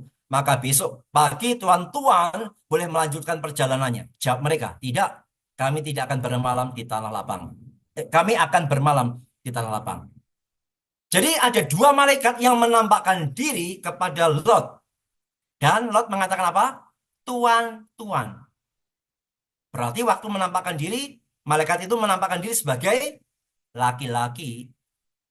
Kalau malaikat itu menampakkan diri sebagai perempuan, harusnya Lot mengatakan apa? Nyonya-nyonya, silahkan. Begitu ya. Jadi jelas ya dari gambaran ini, malaikat tidak bergender. Tapi ketika menampakkan diri, di dalam Alkitab selalu dicatat sebagai laki-laki. Jadi apa kaitan dengan Natal? Maka sebaiknya kalau buat drama Natal, jangan lagi malaikatnya diperankan oleh perempuan ya. Mulai sekarang ya kalau mau buat drama Natal, kalau mau memerankan malaikat ya laki-laki lebih alkitabiah ya. Meskipun tidak bergender, tapi ketika malaikat itu menampakkan diri, Alkitab selalu mencatatnya sebagai laki-laki. laki. Ya. Siapa tahun ini yang laki-laki akan terpilih jadi malaikat? Oke. Ada yang mau tanya tentang hal ini? Saya lagi Musa. Silakan. Tuh.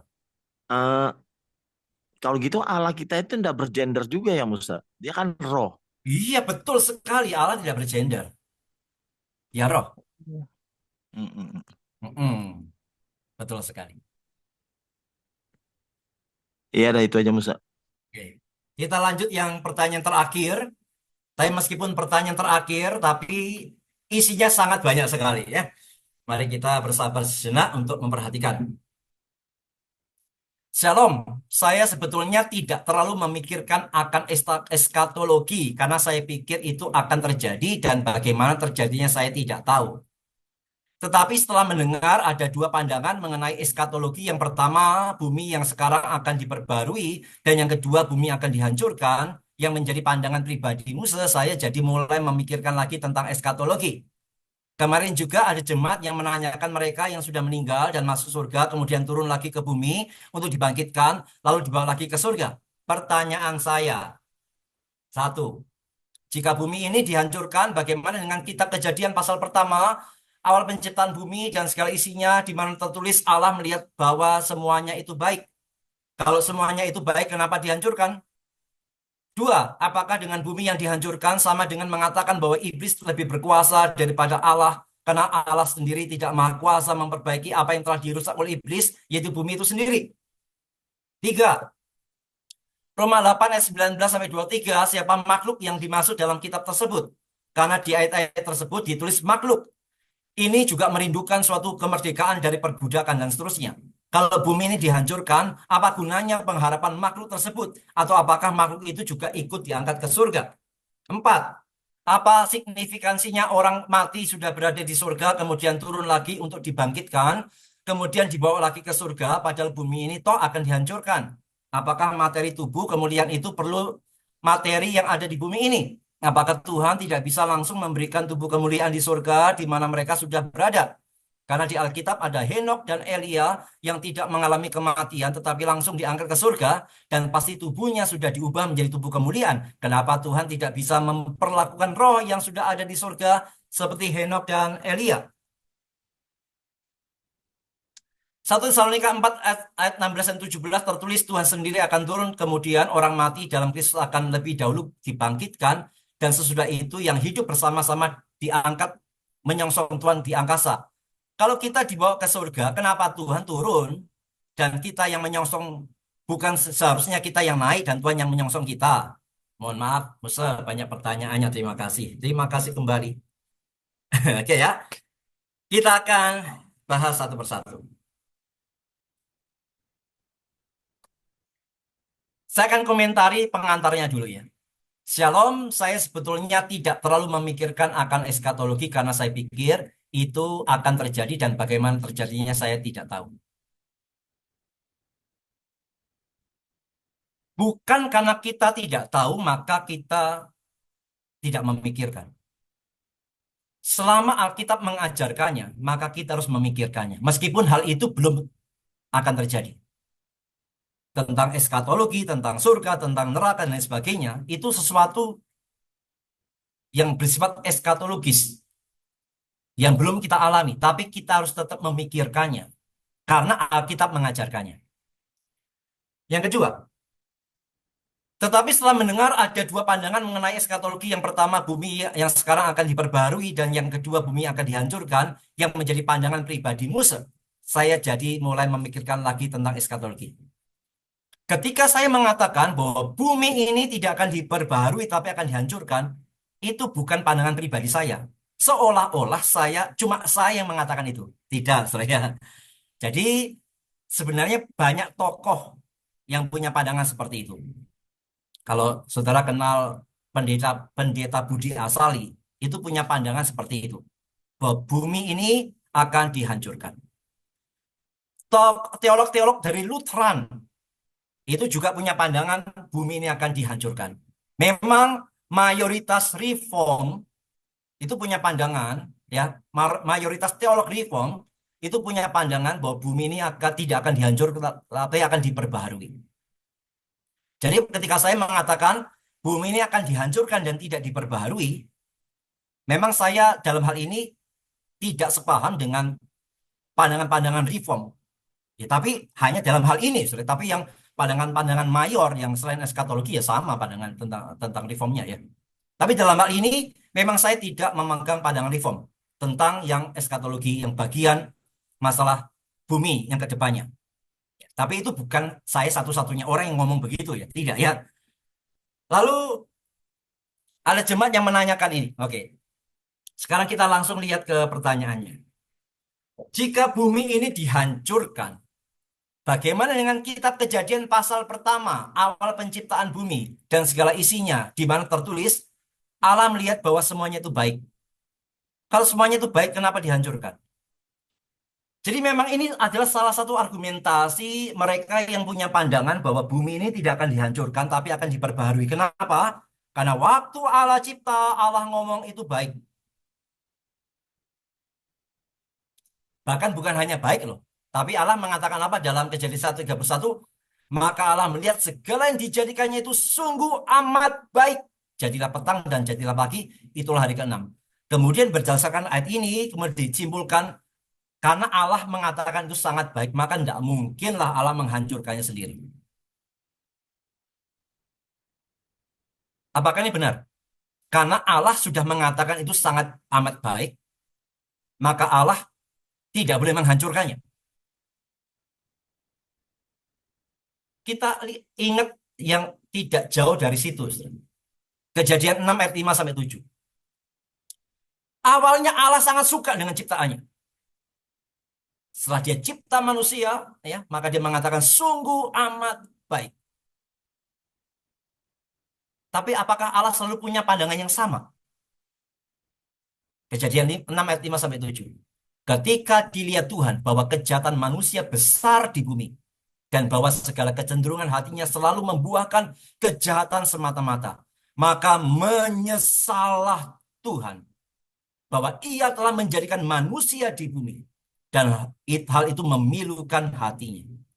Berfirmanlah Tuhan, aku akan menghapuskan manusia yang telah kuciptakan itu dari muka bumi, baik manusia maupun hewan dan binatang-binatang melata dan burung-burung di udara, sebab aku menyesal bahwa aku telah menjadikan mereka. Jangan jauh-jauh masalah penghancuran pada hari kiamat, saudara.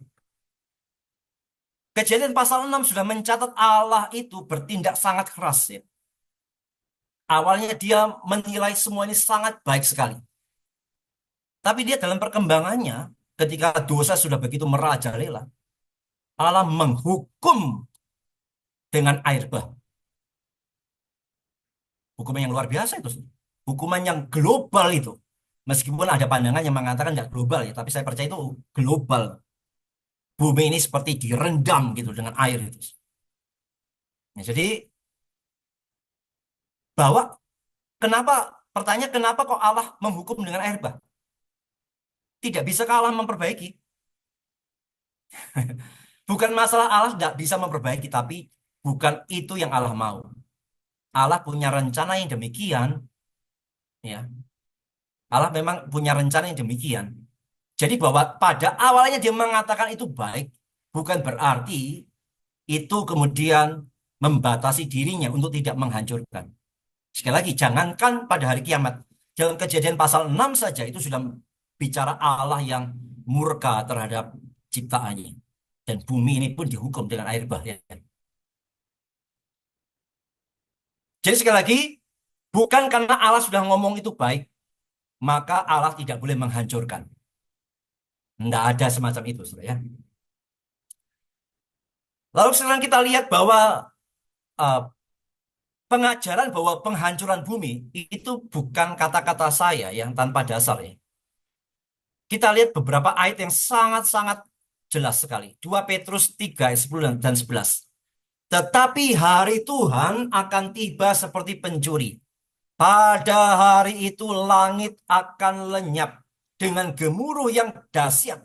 Dan unsur-unsur dunia akan hangus dalam nyala api. Dan bumi dan segala yang ada di atasnya Apa yang di atas bumi? Ya semesta, angkasa raya akan hilang lenyap.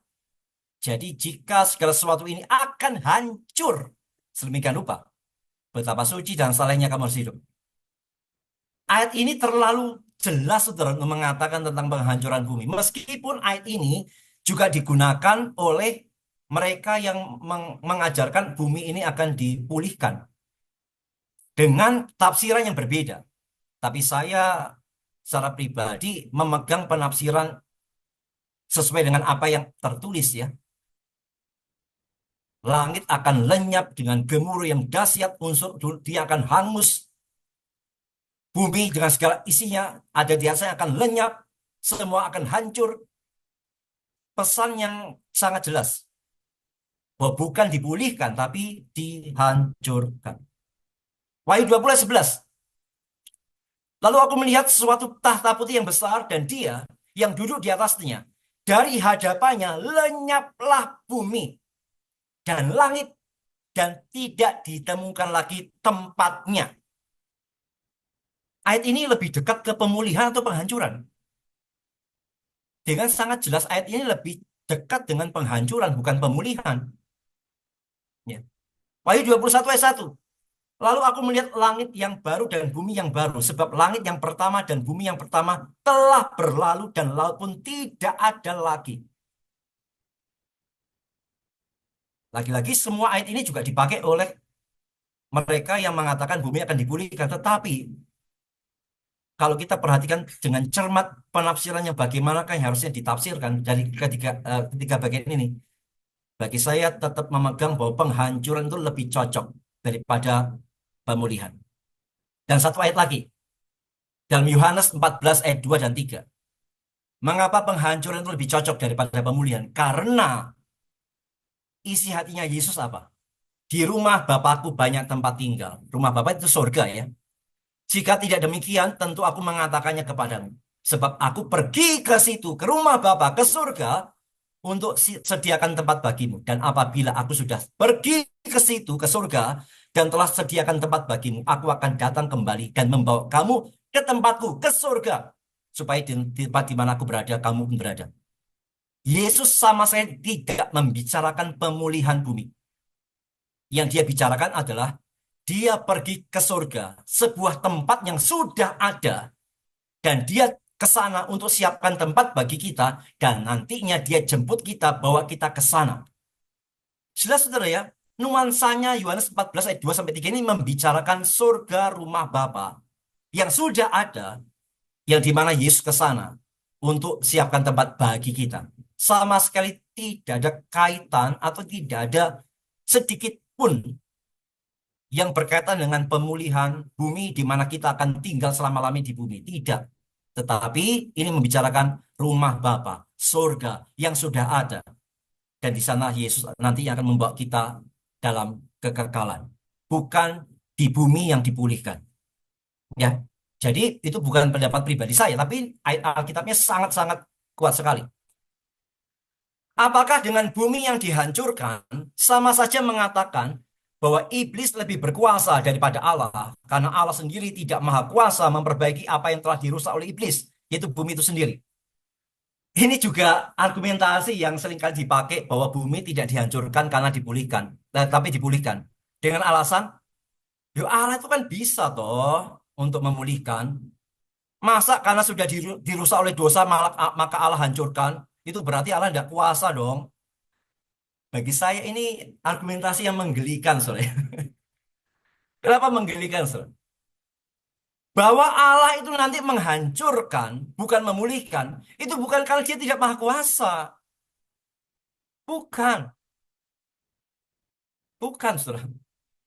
Tetapi bahwa dia menghancurkan, itu karena memang dia tidak punya rencana untuk membawa kita kekal di bumi ini. Jadi bukan masalah Allah tidak mampu untuk memulihkan, tapi karena dia tidak mau memulihkan bumi ini. Dia maunya dalam rencananya adalah membawa kita dari bumi ke surga. Jadi tidak ada kaitan dengan ketidakmahakuasaan Tuhan. Kita percayalah sesuai dengan apa yang Ayub katakan ya. Aku tahu bahwa engkau sanggup melakukan segala sesuatu. Dan tidak ada rencanamu yang gagal. Tuhan sanggup melakukan segala sesuatu. Termasuk Tuhan sanggup memulihkan bumi yang sudah dirusak oleh dosa. Tuhan sanggup? Ya, Tuhan sanggup. Tapi pertanyaannya apakah Tuhan mau? Jadi membicarakan kemahakuasaan Allah, saya setuju. Allah Maha Kuasa sanggup memulihkan bumi yang sudah dirusak oleh setan, yang sudah dirusak oleh dosa. Allah sanggup, Allah sanggup. Tapi kan Allah belum tentu mau. Dan ternyata dari semua ayat yang kita baca tadi, Allah tidak mau untuk memulihkan bumi. Allah mau menghancurkannya.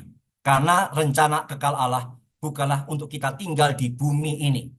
Tapi rencana kekalnya adalah untuk kita tinggal di surga. Ya, jadi bukan tidak mampu, tapi Allah tidak mau memulihkan bumi. Loh, apakah Allah tidak boleh? Dia tidak mau.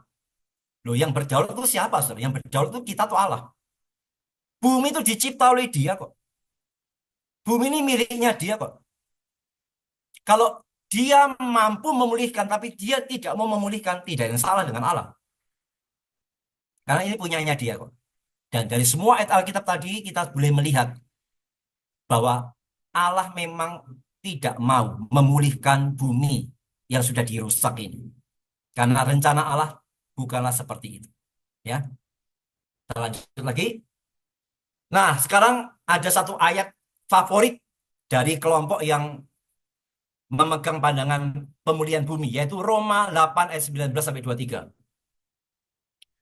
Siapa makhluk yang dimaksud dalam kitab tersebut?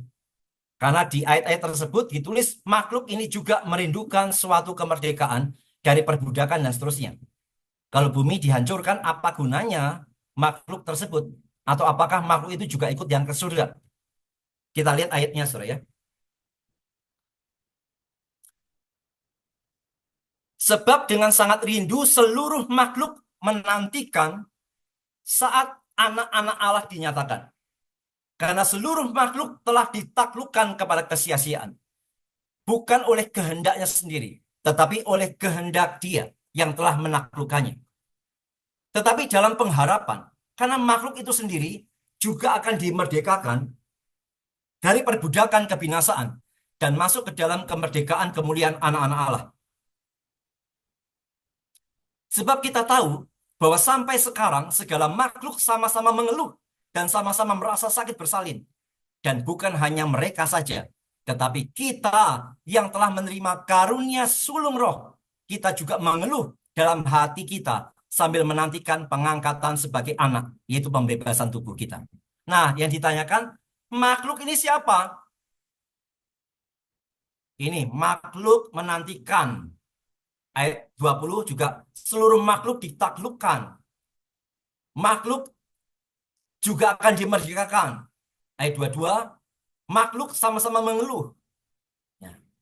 Lalu siapa makhluk ini? Menurut mereka yang punya pandangan bahwa bumi ini akan dipulihkan, makhluk ini adalah semua ciptaan. Termasuk pohon-pohonan, binatang-binatang, kira-kira begitu ya. Termasuk semua yang ada di bumi inilah. Makhluk itu ciptaan, pokoknya seadanya ciptaan, kira-kira begitu. Maka dengan pendapat itu, mereka punya asumsi, ya berarti bumi ini tidak akan dihancurkan. Karena nantinya kita akan tinggal di bumi ini seperti sekarang, cuma kondisinya yang dipulihkan. Tapi pertanyaannya adalah, apakah makhluk dalam Roma 8 ayat 19 sampai 23 ini membicarakan semua makhluk hidup? Apakah memang di dalam Alkitab, kalau ada kata makhluk, itu pasti membicarakan semua makhluk hidup? Kita lihat dulu ayatnya. Markus 16 ayat 15. Lalu ia berkata kepada mereka, pergilah ke seluruh dunia, beritakanlah Injil kepada segala makhluk. Kata makhluk dalam Markus pasal 16 ayat 15 itu sama dengan kata makhluk dalam Roma 8 tadi. Sama, kata Yunaninya sama. Sudah boleh pikirkan enggak? Markus 16 ini kira-kira kata makhluk ini membicarakan siapa? Apakah artinya itu sama seperti yang ditafsirkan orang dalam Roma 8 sebagai semua ciptaan? Binatang, pohon-pohonan, begitu? Ternyata tidak, saudara ya. Pergilah ke seluruh dunia, beritakanlah Injil kepada segala makhluk. Jelas makhluk di sini tidak berarti semua ciptaan. Semua binatang, semua pohon-pohonan. Tidak mungkin artinya begitu, saudara. Bisa bayangkan kalau makhluk itu harus diartikan sebagai semua ciptaan. Nanti ketemu ikan, kita PI sama ikan, gitu. Ketemu pohon mangga, kita PI sama pohon mangga, begitu. Wah, kita segera dianggap orang gila, saudara. Jelas dari Markus 16 ini menyingkapkan kepada kita bahwa kata makhluk tidak harus diartikan sebagai semua ciptaan. Maka kata makhluk dalam Roma 8 juga tidak harus diartikan sebagai ciptaan. Semua ciptaan, tidak. Saudara.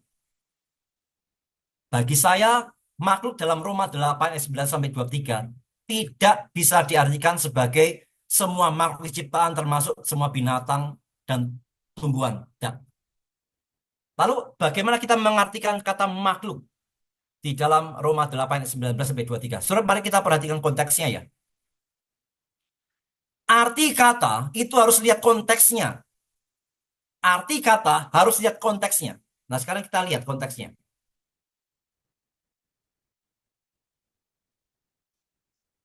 Ayat 8, pasal 8 ayat 19. Seluruh makhluk menantikan. Seluruh makhluk telah ditaklukkan. Karena makhluk itu sendiri akan dimerdekakan. Segala makhluk sama-sama mengeluh. Nah, sekarang kita perhatikan konteksnya dalam ayat 23. Dan bukan hanya kepada mereka saja. Kepada mereka itu kepada siapa? Kepada makhluk-makhluk yang ada dalam ayat 19 sampai 22 itu ya. Dan bukan hanya kepada makhluk itu, tetapi kita juga yang telah menerima karunia sulung roh. Nah, Paulus ini sedang membandingkan apa dengan apa? Atau membandingkan siapa dengan siapa? Ketika dalam ayat 23, Paulus mengatakan, bukan hanya kepada makhluk-makhluk itu saja loh. Tetapi juga kepada kita yang telah menerima karunia sulung roh. Apakah cocok kalau makhluk ini itu diartikan semua ciptaan? Jadi Paulus ngomong begini, bukan hanya kepada binatang-binatang, bukan hanya kepada matahari, bulan, bintang, kepada tumbuh-tumbuhan, tapi juga kepada kita loh yang menerima karunia sulung roh. Menurut saya tidak cocok sama konteksnya, saudara. Lalu apa arti yang paling pas untuk mengartikan kata makhluk di sini? Konteksnya sangat jelas membicarakan karunia sulung roh. Karunia sulung roh ini tidak mungkin Paulus bandingkan dengan binatang, dengan tumbuhan, tidak mungkin. Karunia sulung roh ini pasti berkaitan dengan bangsa-bangsa non-Yahudi. Kita mesti mengingat akan sejarah keselamatan ya. Bahwa dalam rencana Allah, memang Allah menunjuk keselamatan itu berasal dari bangsa Yahudi. Cuma karena Yahudinya menolak, maka pintu keselamatan dibuka untuk bangsa-bangsa lain. Maka dalam hal inilah bangsa Yahudi, bangsa Israel itu menerima karunia sulung roh. Jadi orang-orang pilihan dalam bangsa Israel itu adalah orang-orang yang menerima karunia sulung roh. Jadi orang-orang Yahudi yang percaya Yesus, merekalah yang dikatakan sebagai orang-orang yang menerima karunia sulung roh. Karena kepada merekalah memang rencana keselamatan Allah dinyatakan yang pertama. Sehingga kalau orang-orang Yahudi Kristen ini adalah mereka yang menerima karunia sulung roh, berarti makhluk di sini, di mana Paulus sedang membandingkan, itu lebih tepat diartikan sebagai orang-orang pilihan dari bangsa non-Yahudi. Sekali lagi saudara ya, karena Paulus sedang membandingkan Dia menyebut kita, ya kita berarti termasuk dirinya Paulus kan, sebagai orang Yahudi. Kita ini sebagai orang Yahudi Kristen yang telah menerima karunia sulung roh, itu sedang dibandingkan dengan bukan hanya mereka, yaitu mereka itu makhluk-makhluk. Jelas mereka yang adalah makhluk-makhluk ini membicarakan tentang orang-orang pilihan yang non-Yahudi. Konteksnya sangat jelas di sana, saudara. Jadi Paulus ingin mengatakan begini loh. Bukan hanya mereka, orang-orang pilihan dari non-Yahudi yang merindukan keselamatan, yang merindukan pemulihan. Kita juga ini loh, yang sudah menerima karunia sulung roh ini. Kita juga menantikan itu kok. Jadi artinya, baik orang Yahudi Kristen, baik orang-orang pilihan dari bangsa Yahudi, maupun orang-orang pilihan dari bangsa non-Yahudi, itu sama-sama menantikan pemulihan. Jadi artinya begitu, saudara ya. Jadi makhluk dalam Roma 8 ayat 19 sampai 23 itu tidak membicarakan binatang, tidak membicarakan langit, tidak membicarakan tumbuhan, tidak membicarakan semua ciptaan, tidak. Tapi membicarakan umat pilihan dari bangsa non-Yahudi. Karena Paulus waktu itu sedang membicarakan dirinya sebagai orang pilihan dari bangsa Yahudi yang menerima karunia sulung roh. Konteks ini dikuatkan dengan apa? Dikuatkan dengan munculnya banyak ayat tentang hukum Taurat dalam kitab Roma. Jadi kitab Roma ini memang cenderungnya dalam bagian ini Paulus sedang ngomong kepada orang-orang Kristen Yahudi. Konteksnya memang mengatakan itu. Karena dalam kitab Roma ada 40 kata tentang hukum Taurat. Roma cuma 16 pasal. Tapi kata hukum Taurat itu muncul sampai 40 kali. Jadi konteksnya memang sangat mendukung semacam itu. Paulus sedang memposisikan diri sebagai orang pilihan dari bangsa Yahudi. Dan waktu dia mengatakan makhluk-makhluk itu menantikan keselamatan, menantikan pemulihan, Paulus sedang membicarakan umat pilihan dari bangsa non-Yahudi. Ya. Jadi artinya seperti itu. Dan arti semacam ini sangat kuat dilihat dari konteksnya. Sehingga jelas tidak ada masalah ketika memang pada akhirnya bumi ini akan dihancurkan. Karena memang tidak membicarakan tentang anjing, kucing, tidak seperti itu ya. Karena makhluk di sini tidak bicara semacam itu. Oke ya? Jadi kita lanjutkan yang berikutnya. Apa signifikansinya orang mati sudah berada di surga, kemudian turun lagi untuk dibangkitkan, kemudian dibawa lagi ke surga. Padahal bumi ini toh akan dihancurkan. Sudah begini loh, saudara. Orang mati, saya harus menjelaskan dari awalnya. Waktu orang mati, orang itu atau manusia kan punya dua unsur ya, tubuh dan roh. Itu adalah naturnya manusia. Manusia tidak mungkin hanya rohnya saja, tidak mungkin hanya tubuhnya saja. Manusia punya dua natur, tubuh dan roh. Nah, waktu mati, rohnya meninggalkan tubuhnya. Tubuhnya di bumi. Nah, tentu yang di surga adalah rohnya. Nah, ketika waktu Yesus datang kedua kali, rohnya itu disatukan dengan tubuhnya. Bukan untuk tinggal di bumi, bukan. Tapi untuk disatukan. Yang nantinya dibawa ke surga. Maksudnya begitu. Jadi kalau pertanyaannya apa signifikansinya orang mati sudah berada di surga, kok kemudian turun lagi untuk dibangkitkan? Ya karena yang di surga itu baru rohnya. Tubuhnya masih di bumi. Sehingga perlu dibangkitkan. Apa yang dibangkitkan? Tubuhnya. Karena memang hanya tubuh yang perlu dibangkitkan. Roh tidak perlu dibangkitkan. Roh kan tidak mati. Tubuh yang mati. Jadi signifikansi kebangkitan tubuh adalah untuk membawa kembali natur tubuh manusia disatukan dengan rohnya yang di surga. Memang harus seperti itu. Jadi signifikansinya adalah supaya ada kesatuan manusia secara utuh.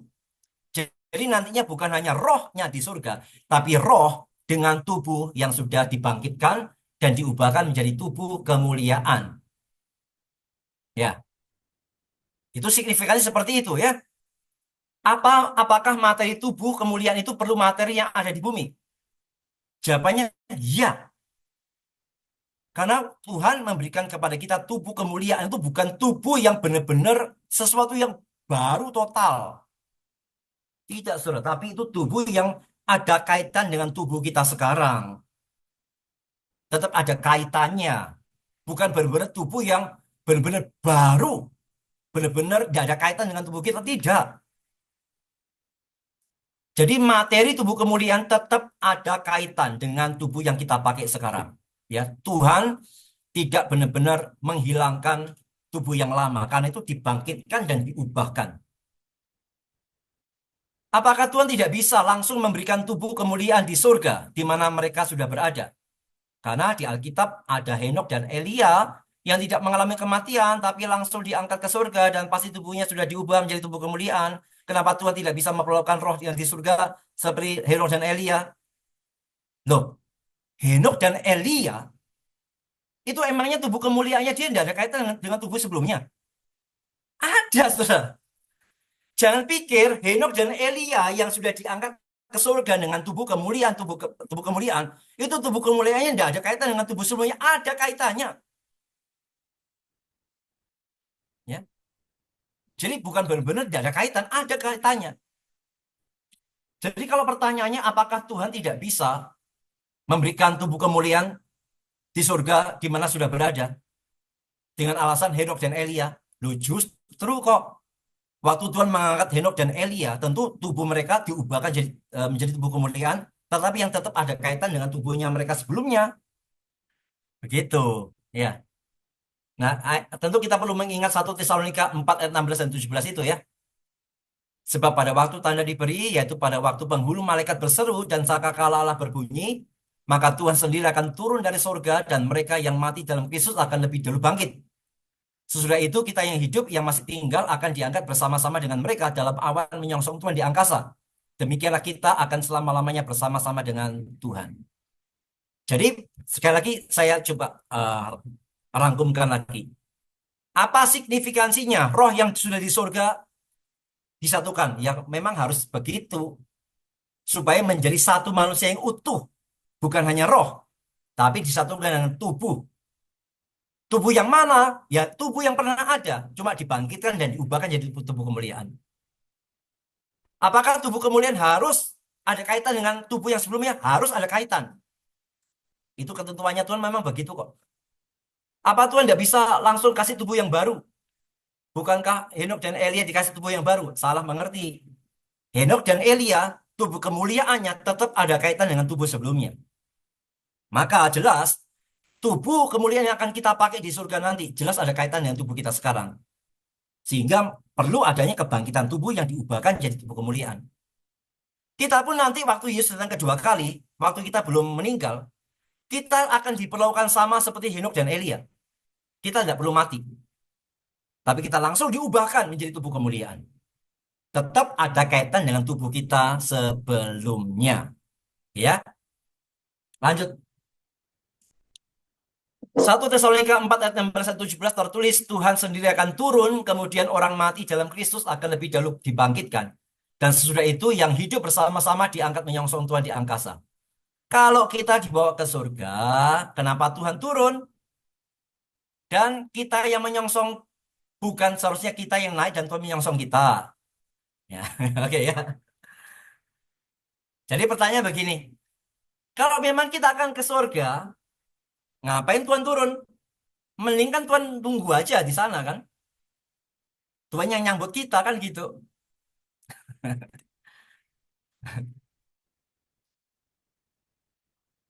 Ya karena memang kita memang seperti itu Tuhan maunya begitu, saudara ya. Kembali ke 1 Tesalonika 4 ayat 16 dan 17 ya. Pada waktu penghulu malaikat berseru dan sangkakala Allah berbunyi, maka Tuhan sendiri akan turun dari surga. Karena memang sudah begitu maunya Tuhan. Jadi Tuhan itu akan turun di awan-awan, disaksikan semua makhluk, disaksikan semua orang, nanti semua akan berlutut mengakui Dia sebagai Tuhan, ya. Dan kemudian baru akan ada kebangkitan, yang mati dulu bangkit, diangkat, lalu kita yang hidup diubahkan, diangkat, lalu menyongsong Tuhan, lalu bersama-sama kita akan ke surga. Memang rencananya Tuhan semacam itu. Tuhan tidak pernah punya rencana, Yesusnya tunggu di surga, lalu tiba-tiba kita dibangkitkan naik ke surga. Tuhan punya rencana tidak seperti itu. Tuhan punya rencana, Yesus mesti datang kembali kedua, ya, mesti disaksikan, dan mesti akan ada kebangkitan, dan sama-sama diangkat, baru sama-sama ke surga. Memang rencananya begitu. Itu bukan maunya kita, itu maunya Tuhan. Jadi bukan Tuhan yang tunggu di surga. Tuhan datang jemput kita. Itu maunya Tuhan.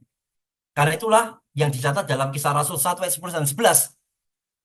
Ketika mereka sedang menatap ke langit waktu ia naik itu, tiba-tiba berdirilah dua orang berpakaian putih dekat mereka dan berkata kepada mereka, "Hai orang-orang Galilea, mengapakah kamu berdiri melihat ke langit? Yesus ini yang terangkat ke surga, meninggalkan kamu, akan datang kembali dengan cara yang sama seperti kamu melihat dia naik ke surga." Karena itulah Yesus harus turun dari surga untuk menggenapi hal-hal ini. Kalau Yesusnya tidak turun dari surga kemudian datang di atas awan-awan, dia cuma tinggal tunggu di surga lalu nunggu kita, ya berarti tidak terjadi ayat ini dong. Bukan itu yang Yesus mau, bukan itu yang Allah mau. Allah mau yang terjadi pada akhir zaman nanti adalah Yesus turun dari surga. Dia jemput kita, ya, yang mati bangkit dulu, kita yang hidup diubahkan, sama-sama menyongsong Tuhan di angkasa, barulah kita sama-sama berada di surga selama-lamanya. Memang maunya Tuhan begitu, saudara ya. Oke, habis sudah. Apakah ada yang mau menanggapi tentang pertanyaan yang terakhir ini? Oke, tidak ada ya. Baik, kalau masih ada pertanyaan-pertanyaan ya yang mungkin ada yang belum puas, baru kepikiran nanti waktu mau tidur, kenapa jawabannya begitu ya? Eh, kenapa jawabannya bukan begini ya? Nah, saudara nanti bisa tanyakan lagi untuk kita bahas di bulan depan ya, untuk ditajam bulan depan. Oke, kita akan mengakhiri kalau tidak ada lagi yang menanggapi. Mari kita berdoa. Tuhan, terima kasih untuk waktu kami belajar bersama-sama. Biarlah kami boleh semakin mencintai firman Tuhan yang membukakan kepada kami banyak hal. Apa-apa yang belum kami mengerti, apa-apa yang kami salah mengerti. Engkau boleh menuntun kami kepada kebenaran. Dan sekali lagi, biarlah kami bukan hanya dipuaskan dengan pengetahuan, tetapi biarlah kami menikmati kebenaran firman yang bukan hanya mengubahkan pengetahuan, tapi juga mengubahkan sikap hati kami, mengubahkan hidup kami di hadapan Tuhan. Berkati semua, mampukan kami untuk setia belajar, sehingga kami boleh semakin mengenal Engkau, semakin mengasihi dan melayani. Berkati kami, berkati seluruh umat. Kami mengakhiri untuk acara tajam pada malam hari. Dalam nama Yesus kami berdoa. Amin.